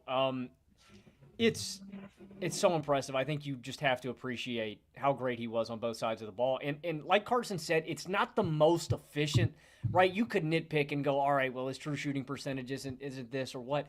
Like you said, you can't take those shots away. And pound for pound, Hakeem's just one of my favorite guys to watch, man. It's such a beautiful, elegant style of basketball. The footwork on the low block. You just don't see 7-foot guys turning up and rising and firing. It's really something beautiful about it, man. Them big men with their back to the basket. It's ridiculous. Makes me want to run through a wall. Okay. Now where I would have taken it, I would have said it's kind of sexual in nature, but hey, we can take it there. I guess. Okay, great, amazing. I just think Carson makes an interesting point because I do think that the defensive gap between Hakeem and Wilt is substantial, just because I think Hakeem's the greatest defender of all time, along with Bill Russell. I think they're 1A and 1B. But I think I prefer the gap that Wilt has as an offensive player. But it's so close between both of these guys. And Hakeem's the man. I love Hakeem. I had Hakeem the lowest, either 4 or 5. I'm still deciding. I guess he's in the top 5. He's not trash. But I guess my hesitation with Hakeem is selecting when his peak is. I do think it coincides with when Rudy Tomjanovich becomes the coach. So 93, 94, 95, etc. I just think by the time 95 rolls around, I just don't think he's the same dominating defender as I guess you guys do. I think 95 is a clear regression in terms of motor, in terms of impact. I think it's reflected by the fact that the Rockets go from 2 to 12 in defense. I know Hakeem's block numbers change, but I do think if you watch 93 Hakeem and then watch 95 Hakeem, I do think you can see he has taken a step back defensively. And I'm not entirely comfortable saying that he's just a better defender than Wilt at this point. I do think he is still the best defender in the sport. Him or David Robertson, if I'm being honest, I genuinely think is relatively close once you get to 95 in terms of the best defender in the sport.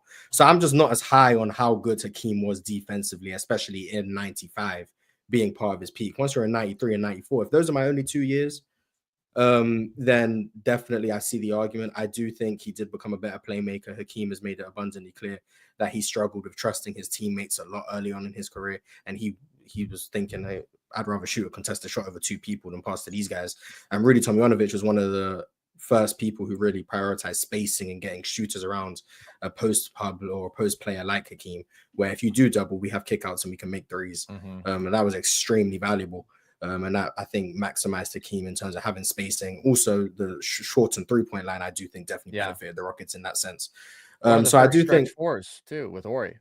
Absolutely. And I do think Hakeem benefited from a lot of things going right at that time, where he got a coach who he believed in and he trusted, who was also a great coach in Rudy T. He got the spacing around him that not many teams in the NBA had at that time because they weren't really knowledgeable, I guess. I mean, it's easy saying now, like common sense, you want to give people more space, but I guess back then it was like, go make some tough shots, Patrick Ewing.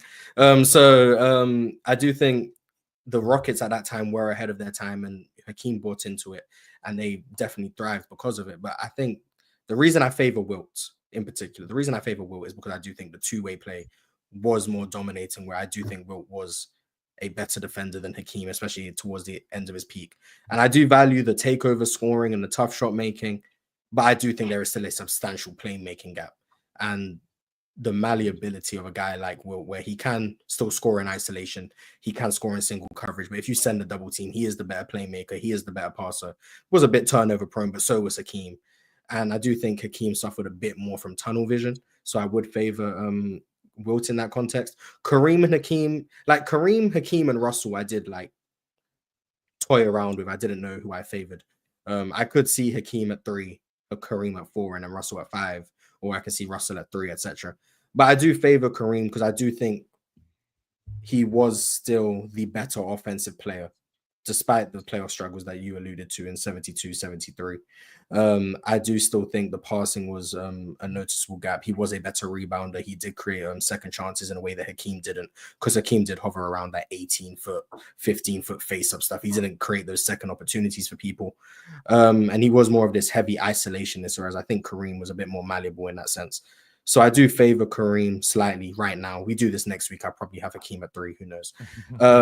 But yeah, that's my hesitation with Hakeem. Just that 95 in particular, I do think you see a noticeable decline in the defense. I don't know how you guys feel about that, but that's where I'm kind of at with Hakeem. So I have him. I'm gonna say I have him at 4 and Russell at 5. That's gonna be my final standing. Hakeem 4, Russell 5. That's where I'm gonna leave it. But any thoughts on anything, or was I just hating on Hakeem for 5 minutes? I think it's totally fair, everything you said. I mean, I especially think him and Wilt is extremely, extremely close for me. I do think Wilt has the efficiency edge. I do think you mentioned the offensive malleability. I wouldn't disagree that Hakeem was not the same defender in 95 that he was in 93 and 94, but I still think he was the best defensive player on the planet. And that's the best scoring run. That's the best offensive run, arguably, that we ever got out of him. 94 is comparable, but he even takes the volume up another level in 95. It's an interesting point you made about the offensive situation being put around him, that sort of coinciding with his leap and coinciding with the point where the Rockets actually start becoming really good team offenses like they are in 93 and 95, which they hadn't been for Hakeem for a while up until then. That's really an interesting thing. I think if you rewatch the 95 finals, both teams, both the Rockets and the Magic, are actually very ahead of their time with their spacing. The Magic don't have a stretch 4 like the Rockets do with Robert Horry, but the shooting that they have with Dennis Nick Anderson Scott, and Dennis Scott, and even Brian Shaw was shooting a lot of threes and shooting them well. Penny was actually even shooting really well in that series. Like, they were 2 of the best 3-point shooting teams and 2 of the most willing 3-point shooting teams at that time, around the 2 best post players and just the 2 best bigs at that time. That's not really super relevant to this conversation, I guess. Just kind of interesting. I was just thinking of rewatching that the other day, but I have no problem with you having Hakeem where you do. But I do think that peak as best scorer, best defender that we got from him and how it scaled to the playoffs, it's incredibly valuable to me. Could you argue, because I said Wilt was a top 2 offensive and defensive player in the league and at his peak, could you argue Hakeem is another one who was top 2 in offense and defense at his peak? Is he one of the few? Yeah, I think that he is. I think that with Jordan out of the picture at this time, especially, and Barkley not quite being the same that he was a couple years earlier. Well, 93 Barkley, I think you'd say is a better offensive player than Hakeem, but by 94, 95, I don't think so. It's close. But yeah, I think that he is one of those very few guys. Yeah, man. I'm confident with 4. I'm confident at 4. I'm gonna stick with it. Kareem, I'm gonna give you your flowers. Wilt, I'm comfortable with Wilt. I will say. So for me, I was sold on my top 2. Everyone, spoiler alert, we have Michael Jordan at 1. We'll get into Michael Jordan. But I'm sold MJ and Wilt as my top 2. I was comfortable. My 3 through 5 was tough. I've ended up with Kareem, Hakeem, and Russell, but it was tough. But I wouldn't put Hakeem above Wilt personally, but above Kareem, I could see it. And then same thing with Russell. I could see him above Russell as I put in there. But enough on Hakeem. Let's get into the GOAT, as many people proclaim him, even though he's not. There you go. Yeah, I mean, it's Bill Russell. We know that. But Michael Jordan, everyone's number 1. Everyone's number 1. I'm going to give the floor to Logan. Talk to me about Michael Jordan.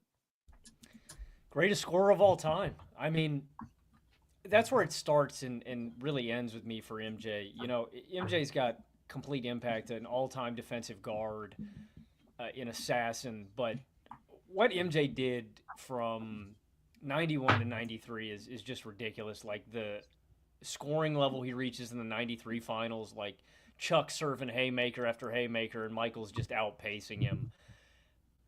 I just value that so incredibly highly. I think he's the greatest scorer to ever walk the earth. And That's why he's number one. I mean, on top of that, you see the playmaking. I know that the Lakers are injured. They're down some guys in 91. He's up at like 11 assists a night. That's what I love about MJ. Like, he is the greatest scorer, but he could have he could play different brands of basketball and he could win in different ways, but an elite defender, the greatest scorer we've ever seen. I mean, I think, and again, we're not doing a legacy, a career thing here. I want to say MJ was the leading scorer in the playoffs for like 10 or 11 straight years. I mean, it is ridiculous when he's out there. Like, it's unparalleled. And, I think, like, when we're talking longevity and stuff like this, I do think LeBron has finally surpassed Michael Jordan. I didn't think that was a hurdle that I would ever get to because I loved MJ so much, right? Like, my biggest idols in basketball, the guys that made me want to play, were Jordan and Kobe. You got this insane ferocity and fire and will. Those guys made me love basketball, the fire and intensity that they played with. And so I think, we can do that whole debate with who's the GOAT of all time. But peak, I don't think anybody touches Michael. Michael's the greatest scorer of all time. I think the most valuable thing in the sport is putting the ball in the basket, and there's not a good answer for MJ. And this era specifically, right, you're getting like peak athlete, not peak athlete Jordan, but you're getting still a very high-end athlete, a really good jump shooter, an intelligent playmaker, a great defender. He's so complete. Right, later Jordan, you're getting a more refined old man version of MJ where it is a little bit more jump shooting, a little bit more craftiness, but I think I'm getting the best of both worlds with this version of MJ, and it's the greatest bucket of all time.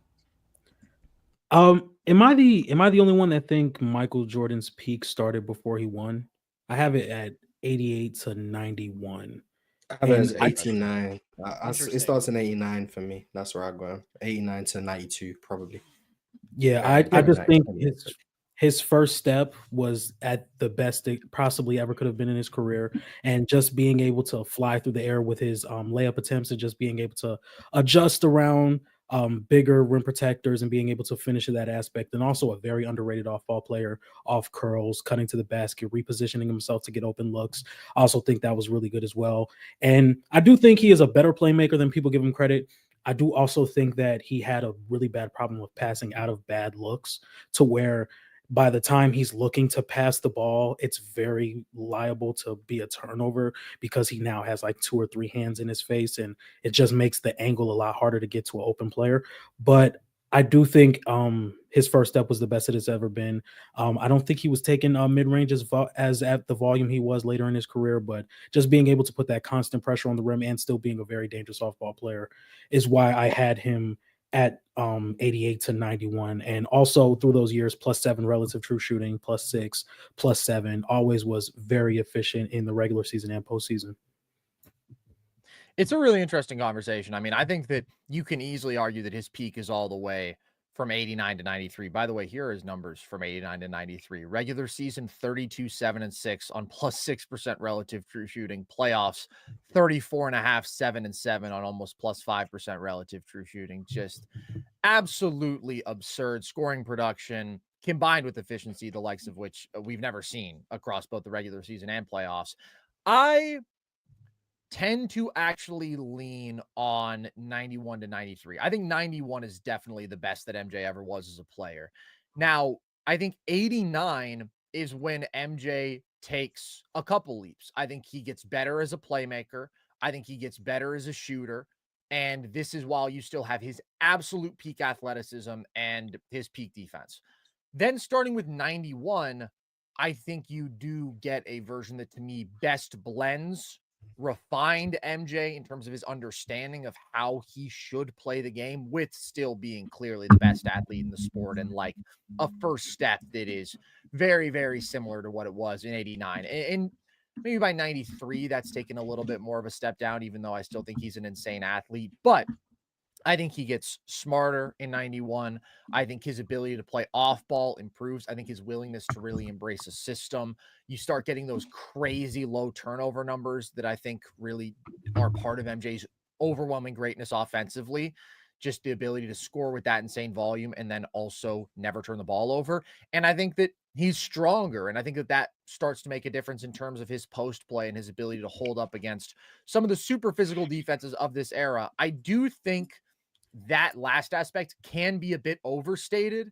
And I think the notion that Jordan was getting beaten up and that he was getting limited by the Pistons in 89 and 90, not really true. The reality is his teams were not remotely comparable to those Pistons teams. Craig Hodges was his second leading scorer in 1989 against the Pistons. In 1990, his teammates shot 38% from the field against the Pistons. Like, MJ was giving them 31, 6.5 on still good efficiency. But it is true that he wasn't as strong. And I think that he became more impervious to those super physical defenses in 91, at which point you have the best rim finishing guard ever, in my opinion, the best athlete in the sport, this elite, super efficient off-ball weapon who now has this excellent mid-range game, best scorer we've ever seen, also a really, really good playmaker, and still a strong plus defender, elite defensive playmaker, GOAT shot blocking guard, elite rebounding guard on both sides, offensive and defensive, and leading the best offenses in the sport. 91, 92, they're number one offense. 93, they're a number two offense. So it's not like you being at your best always coincides with titles. I think that oftentimes we sort of commit that fallacy where we say, oh, you won the chip, so that's when you were at your best. It's not necessarily true, but I do think that there were areas in which not just the team around him, but MJ did improve in 91 to make him the most well-rounded best that he ever was. And to me, the best player ever in terms of peak. I think LeBron is the GOAT because of longevity, the totality. But if I'm taking one basketball player in NBA history relative to era and whatnot, it's 91 MJ. I just think his malleability, his ceiling raising, that untouchable scoring peak with really good playmaking and defensive value and whatnot, that's the guy who I want. Both of you guys have said LeBron's the GOAT in the last 15 minutes, so I'm going to see a lot of hate comments on this video, but it is what it is.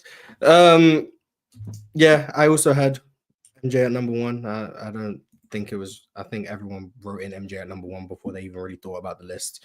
I would have 89 as part of the peak. I'd probably go, he probably has I would probably maybe go 89 to 92 or 93, just depends on how I feel on the day and if I want to give him an extra year. But the first step is something I've never seen before. I think 89 Jordan is slower than like 85 Jordan, like when he was a rookie. But like, and I've said this before, watching MJ play, whether that's 89, 90, if you want to go earlier, 87, it looks like he's playing a different sport to everyone else who's on the court. Like, it looks like he is just physically capable of doing things that no one else on the court is physically capable of doing. I was watching a game from Kareem's last year, maybe a few days ago, and Magic Johnson was guarding MJ on a switch. And when I tell you, he got by him so fast, it was ridiculous. Like, that first step was just something you couldn't match. Being able to get to the rim in as few dribbles as it took. The isolation game was amazing. You get to the early 90s and he's starting to add that fade away to his bag. He can now post up. That was something he didn't really have early on. You now add that wrinkle to his game. He was a very good playmaker. I've been very strong in the belief that he was the best playmaker on the Bulls. I understand Pippen averaged more assists or whatever, but when you look at the attention that MJ's drawing, and John D alluded to it with the jump passing, it was a double-edged sword. Sometimes he would get caught in the air with no options, and that's why it's a cardinal sin not to jump pass. But at the end of the day, when you can hang in the air for 17 years, sometimes it opens up angles that no one else has access to as well. So excellent playmaker, really good passer. Sometimes he would have some tunnel vision in terms of scoring blindness. But I mean, when you're putting up as many points as he is, I think it balances itself out. And more often than not, he was making those high leverage reads. He was finding layups. He would make the layup pass over taking a contested jump shot. So if there was something better, more often than not, he would make that read. And then in terms of the off-ball stuff, yeah, amazing off the ball, whether that be curling for to come off for jumpers, or whether that's him coming off a screen and then making the extra read to find the layup, or he's just spotting up. It might be spot ups from 20 feet, but it's a spot up nonetheless. That spacing, that value is still there. And a really good offensive rebounder. That extra value that he provides it as an offensive rebounder, someone who crashes the glass as a two guard, that's extra value, that's extra possessions that I do think was very valuable. And defensively, I've always thought he was polarizing because of the nature of his defense.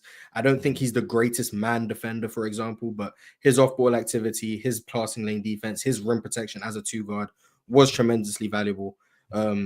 Good transition defender. There were times where I think his motor did wane, especially once you get into the early 90s. It wasn't as all out as it was in like 87, 88, for example. But still one of the best defenders in the sport. Definitely all defensive caliber, for example. That blend of greatest scorer ever to me. Definitely. And I understand other people have like better all-around skill sets and versatility scoring-wise, like a Kevin Durant. But when you look at the blend of athletic tools, production, playoff translation, and overall skill set, Michael Jordan to me is the clear best scorer of all time. I mean, you read off the playoff numbers. I don't really like read off like numbers like that, but I opened up MJ's basketball reference page. This number's averaging 35 in the playoffs every year. Yeah, like I didn't know that. Like I knew he led the postseason in scoring a bunch of times. I didn't know in '93 he averaged 35 a game in the playoffs. I didn't know that. I just found out 4 seconds ago. Like 43 a game in the finals too. Like just a dominant scorer that no one could really match. But I do think the reason I favor like the late 80s, early 90s as his peak is because I do think he was getting to the rim with more frequency. The jump shot was still dialed in. He was an elite mid-range shooter, but the added rim frequency, I do think made him just the more efficient scorer as he would be later on in his career, especially like second 3P MJ. Like we're way past our peaks at this point, where there's practically very little rim pressure, all mid-range shot making that still made him the best scorer in the league, but definitely came down to earth a lot more. But MJ for me was a clear-cut number one. Probably the greatest peak ever. Probably. Now holding out for Bill Russell. Hey man, that's 62, 63 Bill Russell, man. 20 a game in the postseason. I'm just saying. But like I've been pretty solid on that, saying I think MJ has the greatest peak of all time. Just because of the on-ball production, the off-ball stuff, the scalability of his game, the pure volume scoring, the elite defense, the playmaking value. I think MJ's probably a top 10 playmaker ever. Probably top 10, top 15. He doesn't get enough respect for that. Like he is a tier 1 offensive player, not just because of how well he scores. Yeah. So I don't think there's anything we can really say about MJ that hasn't been said before. Besides the fact that Bill Russell's better, but other than that, yeah, like just amazing. Is there anything else anyone wants to add, or maybe bring up some players who we didn't bring up, whether that be a Charles Barkley or whoever? Because there are some players who didn't make the cut. For example, like Patrick Ewing is someone who I didn't consider, but like late 80s, early 90s Patrick Ewing, he's like, to me, he's like 77% of Hakeem. That's how I view him. He's like Hakeem, just take away 20% of Hakeem, and you've got Patrick Ewing. That's how I always viewed him. So like, is there any guys who's like, you weren't going to put them on the list, but like they are some underrated peaks?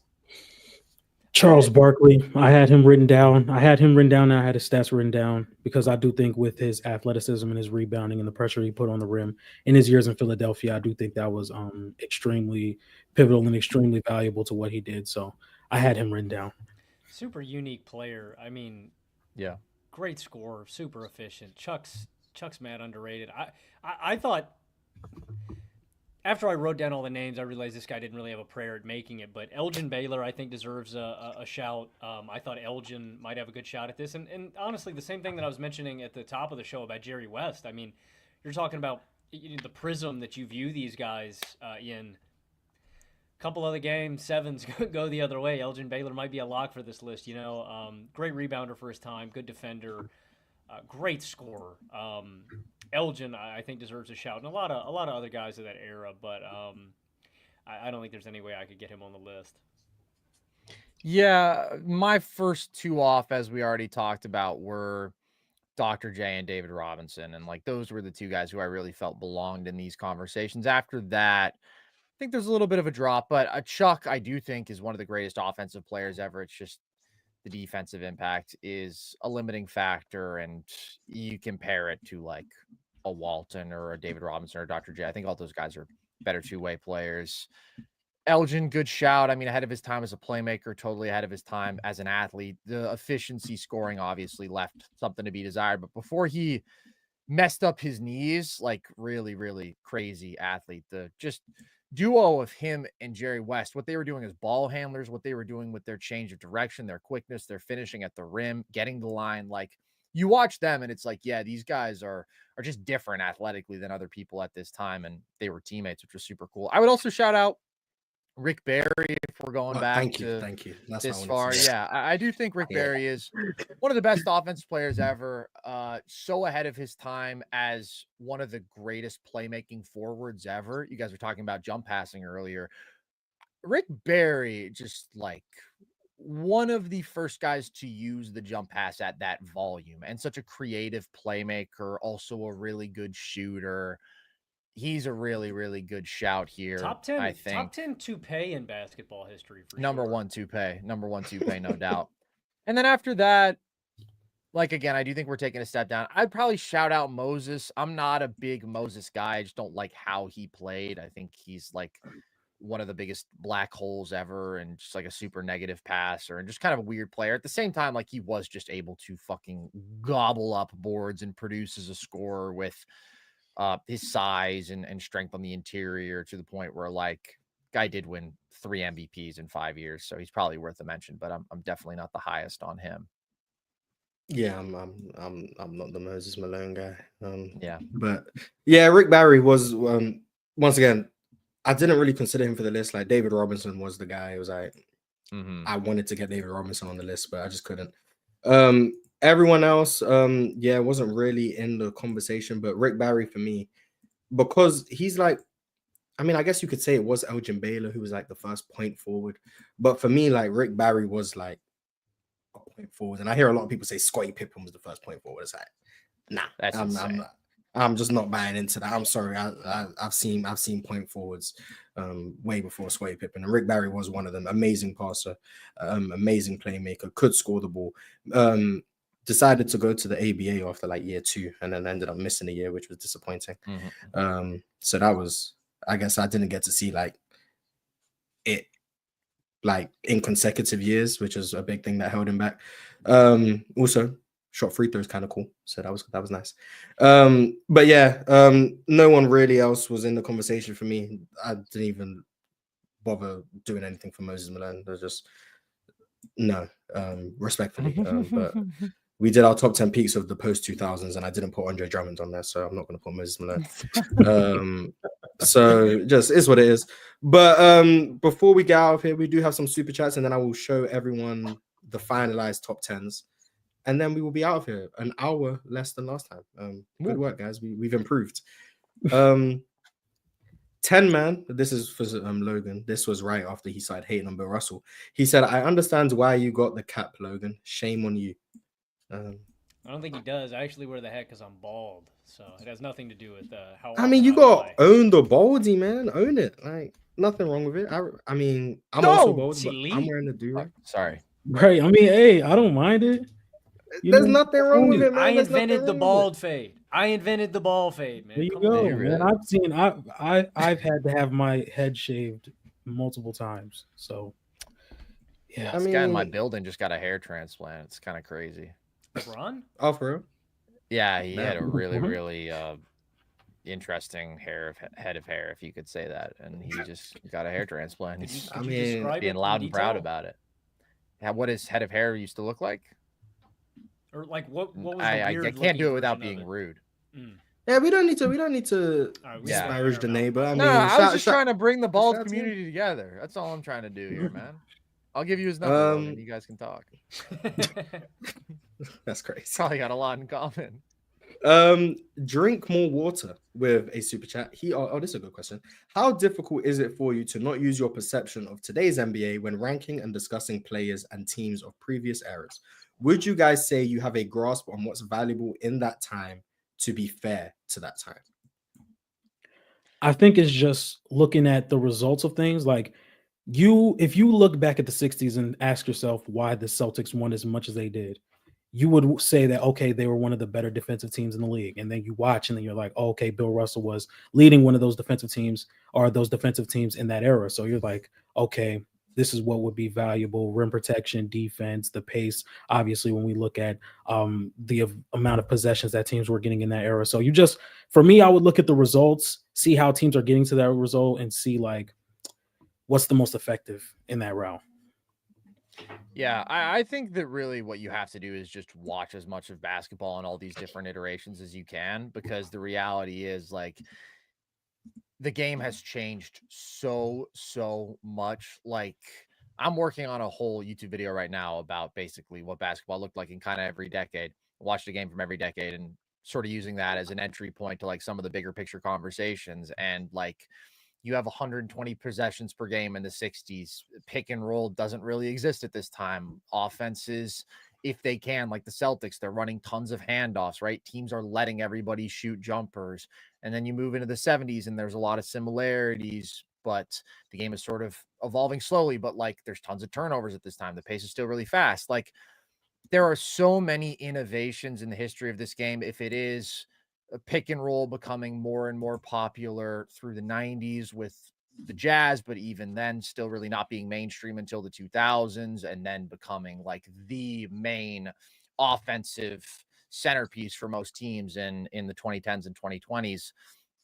You could look at a guy from the 60s and be like, oh, well, he wasn't great running pick and roll, but like that wasn't really a thing. Like if that makes sense, or what we talk about with the defensive value of Bill Russell and the Celtics in that era compared to others, just the overall value of bigs historically, especially pre 3-point line, where it's like everything counts for 2 points. So the most important thing you can do is get shots at the rim on one side and prevent shots at the rim on the other. And the best way to do that is to be a big ass dude. That's why all the great players, except for some really exceptional guys like West and Oscar and some of these guys we talked about, they were bigs. It was a league run by bigs. And that's not how it is today. So the game has just evolved and changed so much that you really can't apply modern standards to the older game. You can have your sort of fundamental principles. Like I care about, for example, if you're an offensive player, both scoring and playmaking. I don't just want somebody who's going to have tunnel vision and be a crazy volume scorer, but not pass a lot. Like that's something that has been true throughout the course of NBA history, that it's good to balance the two.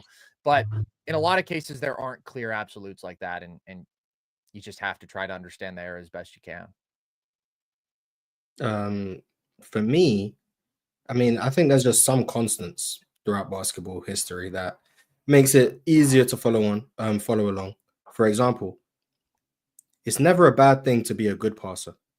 It will never be a bad thing to be a good passer.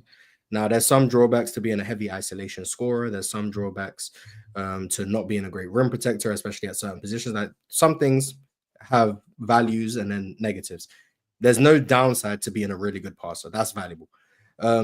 There's never going to be a downside to being a really good shooter. That's valuable, whether that comes down to spacing with a 3-point line or without it. Spacing the floor is always going to be valuable. There's never a downside to being really good without the ball in your hands. That's valuable. So when you start off with like the constants, I think you get to a point where you go off with that, and then you can see what else was valuable at that era. Like we spoke about Bill Russell and rim protection. Some of that's just logical. If 3 is worth more than 2 and everything is worth 2, the shots that are the easiest 2s are going to be the ones you want to take away. There you go. 60s, rim protection. 70s, rim protection. That's pretty easy. Then you add the 3-point line. They still weren't really using it, but it's now a part of the game. And they became more perimeter oriented when you have guys like Magic Johnson and Michael Jordan, etc. And then you realize, and then you got to just start looking at what a team's doing, what's valuable, what's working, what's not working. And then why is it not working? I think the why is the big important part of a lot of things. And I think that's why I view things so much differently to a lot of people. Is a lot of people look at the outcomes of things and form their opinions of like, well, this team won, this team didn't. This team's better. But like, why did this team win? What did they do that led to their success? Or what did this team not do that led to their failures? And then also, even if you win, what could you do better? And I think that's where a lot of people like leave things out. Like Reggie Miller, I'm really high on Reggie Miller. And his numbers don't jump off the page. But when you shoot the ball well, when you're really good off the ball, and you are causing havoc while your team still has the ball, but you're still causing havoc away from it, you're kind of like amplifying what your team can do. And he wasn't recognized at the time. I think 3 All-NBA teams or whatever, and like 5 All-Star selections. Teams. Yep. Like, so he wasn't recognized for that at the time. But then I can go back and watch Reggie Miller, maybe even with a modern mindset, I guess you could call it, and I think correctly analyze a guy like Reggie Miller. So sometimes adding a modern spin on things, or just extra knowledge that has been garnered throughout NBA history, I think you can retroactively rank players higher than they were at the time, or even lower than they were at the time, just depending on the player. So I think sometimes I do think going back is valuable. Go ahead. That's a really good point. And I think especially once you start getting into the 90s or the early 2000s, and there are more shades of the modern game, right? There are dudes showing up like Andrei Kirilenko, right? Who can defend a number of positions at a super high level and bring that elite rim protection as a wing. Or you get a Reggie Miller, a lead off ball mover, elite shooter who was using the 3-ball at a higher volume. Like you start seeing these guys who are basically like forefathers for these modern traits that are extremely valuable, that weren't appreciated enough in their time. And it can be helpful to have that sort of modern lens to look back at that. But once you start going further back and it's like you're looking at the 60s, then like you're not going to see those things. But there are still things, right? In the late 60s, we're talking about Rick Barry being a great passing forward. That was totally ahead of his time. That was super valuable. So I think you said it really well, Mars. I think there are certain constants that are valuable throughout NBA history. And then there are some things that are just totally different and really are dependent on sort of how basketball was played in that era and what you could expect of a player, right? Like people often talk about Jordan's 3-point percentage, and to me, it's just like such a non-thing. Like he was the greatest scorer of all time in his era. Wasn't utilizing the 3-pointer with any volume because like it just wasn't the game at that time. He didn't need to. Also, Jordan shooting 35% from 3 is just not more valuable than his constant rim pressure. It's just not. Exactly. At some point, shooting 3, like it's like why I credit Giannis for just cutting the 3s out of his game completely. Like Giannis becoming a 32% 3-point shooter is just, it's of no value. Like there's still no reason for him to ever shoot it. Yeah. So sometimes it's nice to have, but at the end of the day, I'll put it this way: if Michael Jordan was a 36% 3-point shooter, teams are still going to sag off MJ because they don't want to give up a drive. Like, it's not going to change the way you guard him. You're not going to suddenly start going over ball screens. Oh, he can't shoot. No, because you want to protect the rim because MJ is more dangerous downhill. Like, MJ making 0.2 more threes a game isn't going to change the way he gets guarded.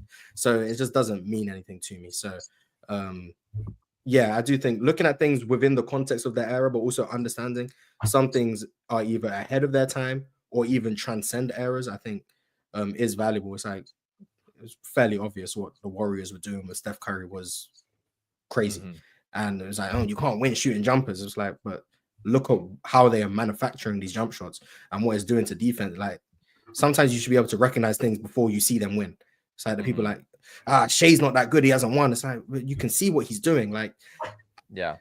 The worst one was Jokic. Like, I was saying Jokic was really good, and apparently he wasn't good because you couldn't win with Jokic. It's like, but are you not watching what this guy's doing? And then all of a sudden he wins and he's top 10 all time. It's like, how do you go from he's overrated to top 10 ever based on like one post? It doesn't make sense to me. But that's it's a whole different rant for a different day that we don't have time for. Teddy Hart said, will KD's longevity ever firmly cement him above Larry as the second greatest small forward, despite not having the same amount of accolades, MVPs, chips, etc.? Similar argument LeBron guys make versus MJ. Will we get to a point where Kevin Durant's ridiculous longevity will be enough to eclipse Larry Bird's? No, career? I mean, Kevin Durant's a complicated guy. First, I think just looking at their skill sets, I just think Larry has more well-rounded impact just with when you incorporate defense and playmaking and stuff like that. But let's be real about Kevin Durant. Like, he fucked his own legacy by going to the Warriors. We back. I love Kevin Durant. I love Kevin Durant as a human being. I think he is a hooper. I love his soul. I love what he's about. He's about balling. He loves basketball. And we did a show actually with the guy that directed this awesome documentary you guys should check out on Netflix if you haven't, Court of Gold. It really, like, you see behind the scenes of American guys. KD gets really emotional. It's really heartwarming and how he talks about how basketball brings people together. And don't get me wrong, like, KD the human being, solid. Fucked his legacy by going to the Dubs. Like, he's never been the number one on a championship team. There are things that if we go back in time and like little things change, like if KD doesn't have his foot on the line, right, and that's a signature moment and the Nets win a championship, like there are things that could have happened. It's too far gone. And I'll take it a step further. I don't think there's anything that Kevin Durant could possibly do for the rest of his career that would make him a top 10 basketball player all time. And let me be even clearer about something. I'm not saying this is an ability thing or like a talent thing. I think you could make the talent argument all day. KD's one of those gifted scorers to ever walk the planet. Like, go back and watch 2014 and 2015 KD, and you see this incredible blend of shot making, of ball handling, of athleticism, of getting to the rim. Like, and even like the basketball that he played with those Warriors teams is some of the greatest basketball ever played. So I don't want to take anything away from him in that respect. But when we're talking about legacy, I don't think it's close. I really like him unless it's James Harden, Kevin Durant, and Bill Russell. when it's those three, I just get a level of disdain. But everything else is amazing. But I mean, I think we're at a point where Kevin Durant has been amazing for like 15 years. Bird was amazing for like 10 years. So it's like, is Bird so much better than KD that he's 5 years more valuable? I don't know. And then you get to the point where, but then it's also, you got to factor in that some of those years that I'm crediting KD for being elite, it's like you only played half the season because you were injured and in and out of the lineup. So it's like, is it really 5 years or is it more like 3 years? And then is Larry Bird more valuable that he makes up a 3-year gap on KD? Maybe. But if KD keeps doing this and keeps being one of the best scorers in the NBA and one of the best mid-range shooters, the best mid-range shooter, in my opinion, that we've ever seen, and then he's still a very strong positive on defense, in my opinion, I think, yes, we're going to get to a point where I think for me, the longevity will be too much to look past. I'm also not like one for legacy discussions, I guess. So I guess KD is just lucky in that sense that I just don't care about legacy talks or whatever. So he's, I guess, escaping that criticism. But I do think the longevity does play a part. And I do think you might get to a point where it's just so overwhelming that even though I think Bird peaked higher or even his prime was better, it's like, does 9 years outweigh 17? And if it does, how much does it outweigh it to where KD can't close the gap? I don't know. So I think KD has a shot, basically. KD's hard. KD's really, really tricky with this stuff because I really try to just evaluate your value in a vacuum with these guys, right? And that's not to say it's purely just how good do I think you are. That's a big part of it. But also, like, the results that you put forth obviously matter. The thing that's so hard with KD is I feel like this, as incredible as a career as he's had, is probably like a 5th percentile outcome for a Kevin Durant basketball career. Like, the fact that with all his ability, he has never clearly been the best guy on a title team. In my opinion, he's never been the best guy on a title team. But if you want to argue it in 2017 and 2018, that's okay, but it's very, very close at the least. Like, for a player of his basketball ability, that is unprecedented. He's the best player ever who doesn't have that claim. It's hard to say if he's still doing anything close to this at 40, if he's a 25 point per game scorer at 40, like, that's a conversation we can have then. I can't rule it out. But I will say, I think that I see what Logan is saying. Like, I think that it is a black mark on his resume to never be the best player clearly on a title team, or at least the best player on a team that wasn't so overwhelmingly talented that they had already won a title with the 67 win team and then won 73 games before adding him. Like, that's tricky to parse through. And Larry doesn't have those sort of question marks when he's at his peak, and that does matter. I understand. We don't have to. Yeah, okay. I see. Kent Lipscomb Jr. said Tim Duncan, top 5 all time, top 15 peak, top 5 defender all time, greatest power forward all time, greatest paint/rim protector since Bill Russell. Yeah, I think that's all, guys. How many of those statements do you agree with? Top 15 peak for sure. Top 5 defender for sure. Greatest power forward of all time for sure. Paint/rim protector since Russell. Think it can be argued. But you guys know, or Mars, at least you know, I think it goes Russell, Hakeem, Duncan. So I'm willing to argue Tim Duncan over almost everybody defensively. So I like this. Kent, I really like this. He cooked. Is he top 5 all time? You ain't answer that one. Is he top 5 all time? He's in the conversation. In the conversation. I think I had Duncan number 4 when we ranked all time, man. I mean, all time, like, just, and that is where I think longevity really factors in, and I don't want to act like it doesn't play into legacies, but I mean, you're getting Tim Duncan, you're getting 15 to 20 years of elite defense, like, every single year, and you're getting a damn good offensive player. Like, Duncan's the man. I do think he's top 5 all time. So you value longevity unless it's Kevin Durant. Is Kevin Durant a one-man defense? 14 top 3 defense. One man scoring machine, but I don't know. Being able to play the 5 as a small forward, I don't know, protect the rim, you know what I'm saying? But who cares? I mean, I guess. The one that I would push back is I don't think that he's the greatest rim protector since Bill Russell. I do think that that's Hakeem, and I would have Duncan as my number 3 defender of all time because the longevity of there it him is, turning out elite defense after elite defense, and his ability to play both the 4 and the 5 at an elite level defensively in his era and still doing it. I mean, the 2016 Spurs, his last team, they were still the number 1 defense, and he was a huge part of that. Like, that's crazy. If you're talking absolute peak pure rim protection, I don't know if he's number 2 behind Hakeem, but he's definitely up there, and I do think that he's my number 3 defender of all time. So overall, I say you cooked. I think it's a good comment. And then the final super chat from Brian Hakeem said, Logan, it's 2025. Get a flight to Turkey and get a hair transplant. But then he asked, who are you guys' favorite athletes outside of basketball? That's a fun question. Goes by the name of Troy Polamalu. Love Troy Polamalu. That was my first NFL jersey. Great head of hair, that guy. Yeah. Never heard of this person. He literally does Head and Shoulders shampoo ads. Yeah. His hair is so glorious. Mars, you got to look at the head of hair on this guy, man. Well, I don't even know how to spell Palo, whatever you said. Troy Polamalu. Pola. Oh, found it. There we go. Yeah. There we go. Oh, yeah. Damn. Oh, you know, first time my granddad bought me a Troy Polamalu jersey, wore it the next day to school. Art class, paint all over it. Ruined for good? Ruined. So irresponsible of you. Ruined. So irresponsible. First day back from Christmas break. Nice little glob of purple paint on my Troy Polamalu jersey. Had to wear it around with pride for the rest of the day. Hurt so bad. Unacceptable. Who are you guys' favorite athletes outside of basketball?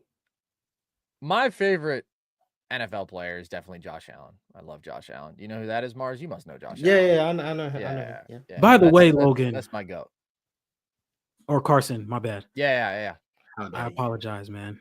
No, I was rooting for the Bills. I know. I appreciate it. But that's my goat in the NFL. And then, you know, my other sport that I really love, I love basketball. I love American football and tennis. I've always been a huge tennis guy. So Novak Djokovic is maybe my favorite athlete of all time, just because since I was very, very young, since I was like 5 years old, when he actually wasn't even a top 10 player in the world, I was just like, I think that guy's underrated. That's how I used to pick my favorites. Like my favorite basketball player as a kid was always Tim Duncan. And then my second favorite was Lamar Odom. And my third favorite was Delonte West. Like this is late 2000s because I was like, these guys are all underrated. Loved Sean Marion. I kind of had a good feel for who was underrated with some guys, but then some guys maybe not as much. But I always have loved Djokovic, and he's had a really incredible rise to becoming the greatest tennis player of all time, which was definitely not something that you would have expected for the first handful of years of his pro career. So pretty cool. Yeah, I'll shout out another Steeler. I love TJ Watt. He's my favorite player now. I think I think we always try to do all-time conversations while guys are still active, and I know that TJ gets his flowers from a lot of guys. I've said this before. I will say it again. I think TJ Watt is the second greatest defensive player I've watched with my own eyes. I would go all-time. I think it's Lawrence Taylor is number 1, the unequivocal GOAT. I think number 2 is Aaron Donald. I think number 3 is TJ Watt. Like, he's so awesome, and I think people hate on him because he's a Pittsburgh Steeler. But I love TJ. I love what he embodies. The guy comes to work. He keeps his head down. Like, he's a Steeler for life. I love TJ. Yes, he is, man. Yes, he is. That's the one player. It doesn't matter who you trade, you let go of. You keep TJ Watt. Nah, let's trade him. Let's trade him and get back Shedeur Sanders. Yeah, let's do that, man. I want TJ Watt to be here for the rest of his career. I think only 2 things could happen that would make me stop watching Pittsburgh Steelers football. If TJ Watt gets traded, or if Aaron Rodgers is our fucking quarterback next year. Oh, please don't. Please. Or if we run Russell Wilson back, which I'm out. I'm just out. Yeah, we could have swooped in on Geno Smith too. Yeah, what the hell, man? You guys should have gotten Geno. I'm on my own show and you guys are just talking around. This is crazy. I have no idea what's going on. shout out to Geno Smith. Is that who you said, Geno Smith? Yeah. Dude, shout out to him. knowledge from Mars. They wrote him off. He did not write back. Man, that hurts. That hurts. I would have loved Geno in Pittsburgh too, man. Yeah, that would have been sick. Darren Sharper clears Troy Polamalu from the gallery. Wait, I guess in murders, maybe. Oh, damn. Okay. I guess don't shout out Darren Sharper, I guess. I don't know. Yeah. Mine is my favorite athlete is Neymar. It's actually the follow-up to his question was who's better, Neymar or Ronaldinho? Neymar. But yeah, Neymar is my favorite athlete outside of basketball. I think he's one of the 5 best real football players to ever exist. Extremely entertaining, played the game I think the way the game is meant to be played. Just absolutely amazing. I mean, he burst onto the scene like 2010, 2011, right when I was born. So it's just we grew at the same time. It was amazing. But that's it for Super Chats. I want to just leave everyone with our official top 10s. I'm gonna put it on screen. If I got it wrong, then I'm a bad host, but I think I got everyone's right. This is what we came out with. I had MJ at 1, Wilt at 2, Kareem at 3, Hakeem at 4, Bill Russell at 5, Larry Bird at 6, Magic Johnson at 7, Jerry West at 8, Oscar Robertson at 9, and Bill Walton at 10. Carson, if you want to read out what you had for the people. I had MJ 1, Hakeem 2, Wilt 3, Kareem 4, Bill Russell 5, Larry Bird 6, Magic Johnson 7, Jerry West 8, Oscar Robertson 9, and Bill Walton 10. So we have the exact same. Yeah, we the bottom 5 were exact copies. Yeah. Shame on me. Oh Mars, yeah. Because I mean everything up to Russell. I never take the heat for this. I like that you guys never look at me and put it on. We're not gonna blame you, but yeah, I'm not gonna lie. 10 through 5 being the exact same. That's suspicious. Dude, I love that we both have Bill Walton though. That really fired me up. Logan, what is your top 10? I have Michael Jordan number 1, Wilt Chamberlain 2, Hakeem Olajuwon at 3, Kareem Abdul-Jabbar at 4, Larry Bird at 5, Magic Johnson at 6, Bill Russell at 7, Oscar Robertson at 8, Jerry West at 9, and Dr. J at number 10. And then John D. I had MJ at 1, Hakeem Olajuwon at 2, Kareem at 3, Bill Russell at 4, Wilt at 5, Bird at 6, Magic at 7, Oscar at 8, David Robinson at 9, and the Iceman George Gervin at number 10. I'm going to stand on that. Shout out to you, man. Shout out to you. That does bring us to the end. I appreciate you guys for being up here with us. It was a great time. I hope you guys had fun. Thank you for having us on again, man. This was a ton of fun. Always glad we can talk some classic hoops. Thankfully we didn't take 3. I think last time was 3 hours and 25. So we've cut it by about 50 minutes. So good on us. Good work. We're upping the efficiency, gentlemen. We're getting better. Yeah, next time we'll be here for 4 minutes, and then it'll be amazing. But where can everyone find you guys? Nerd Sesh everywhere on YouTube. We do 3 shows a week, mostly NBA, but we do talk some NFL, especially when football is in season, of course. But right now we're very NBA heavy. And then we also do some trivia stuff and some historical stuff like this. This is super fun. I love coming on and talking with you guys because you really know your historical stuff, which is great because I can talk about this all day. But we do some of that over on our channel, and we also do some film breakdowns that you can find. And then if you want just all of our trivia content, which we do a lot of on the NBA and NFL, then that's across our socials. So TikTok, Instagram at NerdSesh, Twitter at Nerd_Sesh. And that's everywhere you can find us. Thank you very much for having us on, guys. This is super fun. Mars, it was delightful to see you twice in a week and get to talk so much basketball, man. This was a ton of fun. We're getting close to the limit of how many times I can see you guys in a week, especially Logan hating on James Harden on Wednesday, hating on KD and Bill Russell today. So we're getting kind of unbearable, but we'll figure it out. John D, where can everyone find you? You guys can find me over at the Buzzer Sports. Just dropped a film breakdown on Lakers versus Celtics. Have a few more film breakdowns coming out this week. I do draft content weekly. I also do rankings and things of that nature on my channel. I post 5 to 6 times a week. So if that's what you guys like, if you guys really like draft content, because whether you like it or not, the draft's right around the corner and your favorite team might pick the wrong guy. So if you want to know about it or not, just check out the draft content where we talk about that weekly. So if you guys like that type of content, please be sure to like, comment, and subscribe, and I'll see you guys daily throughout the week. No, you've really improved your shout out to yourself. It's got a lot better every week. But yeah, you can find me here, obviously, and on Players Choice Monday through Friday. The PCL starts soon. I don't know if I'm allowed to ask. Will you guys be in the PCL? Am I allowed to ask you guys that? I don't know if you're allowed to ask, but man, I'm on the platform. Yeah, I should be able to ask. Are you guys gonna be in the PCL? Yes. Ron spoiled it though. We are. Yeah, Ron spoiled it on one of the shows because he like hinted towards it in the most blatant hint ever. But yeah, literally. so yeah, we can expect to see you on the PCL. You absolutely can. I'm that's excited. Gonna be exciting. Oh, John D, yeah. will we see you? Will we see you in the PCL? Of course. You know, I was Final Four last time. I gotta make it back. I gotta make it back. So we'll take the moral victory. If any of us four win, we'll say we all came together here, and that's how we got that level of skill to really win the PCL. If we all lose, we'll blame John D somehow. But yeah, you can find me here on Players Choice throughout the week. Oh, one more super chat. Damn. Okay, we are not getting out of here. Jason Grills, do any of you think you can make the argument for Giannis being the best player in the world? And if you can you try it? So basically, can you make the case for Giannis over Jokic? That's pretty much the question. Yeah, I think you could make the case. I mean, I won't believe it, but I think the case would be I really, really value two-way impact. And I think that Giannis is not what he was at his peak defensively, but still a really high impact defensive player. Jokic has had a bad defensive season by his standards, which aren't the highest standards, but I think that he has been a below average defender this regular season compared to where I think he normally is solid and about a neutral defender. And Giannis has evolved offensively. He's cut out the bad threes, as you mentioned, Mars. He's significantly improved as a mid-range shooter, like dramatically improved there. He's gotten significantly better as a playmaker. And so I want the guy who can give me 32, 11, and 6 on really good efficiency and is also going to be a really good defensive player. Again, do I believe that case? No, but I think that you can make the case. I think Giannis is amazing. I just think, Jokic is the best offensive player we've ever seen, in my opinion.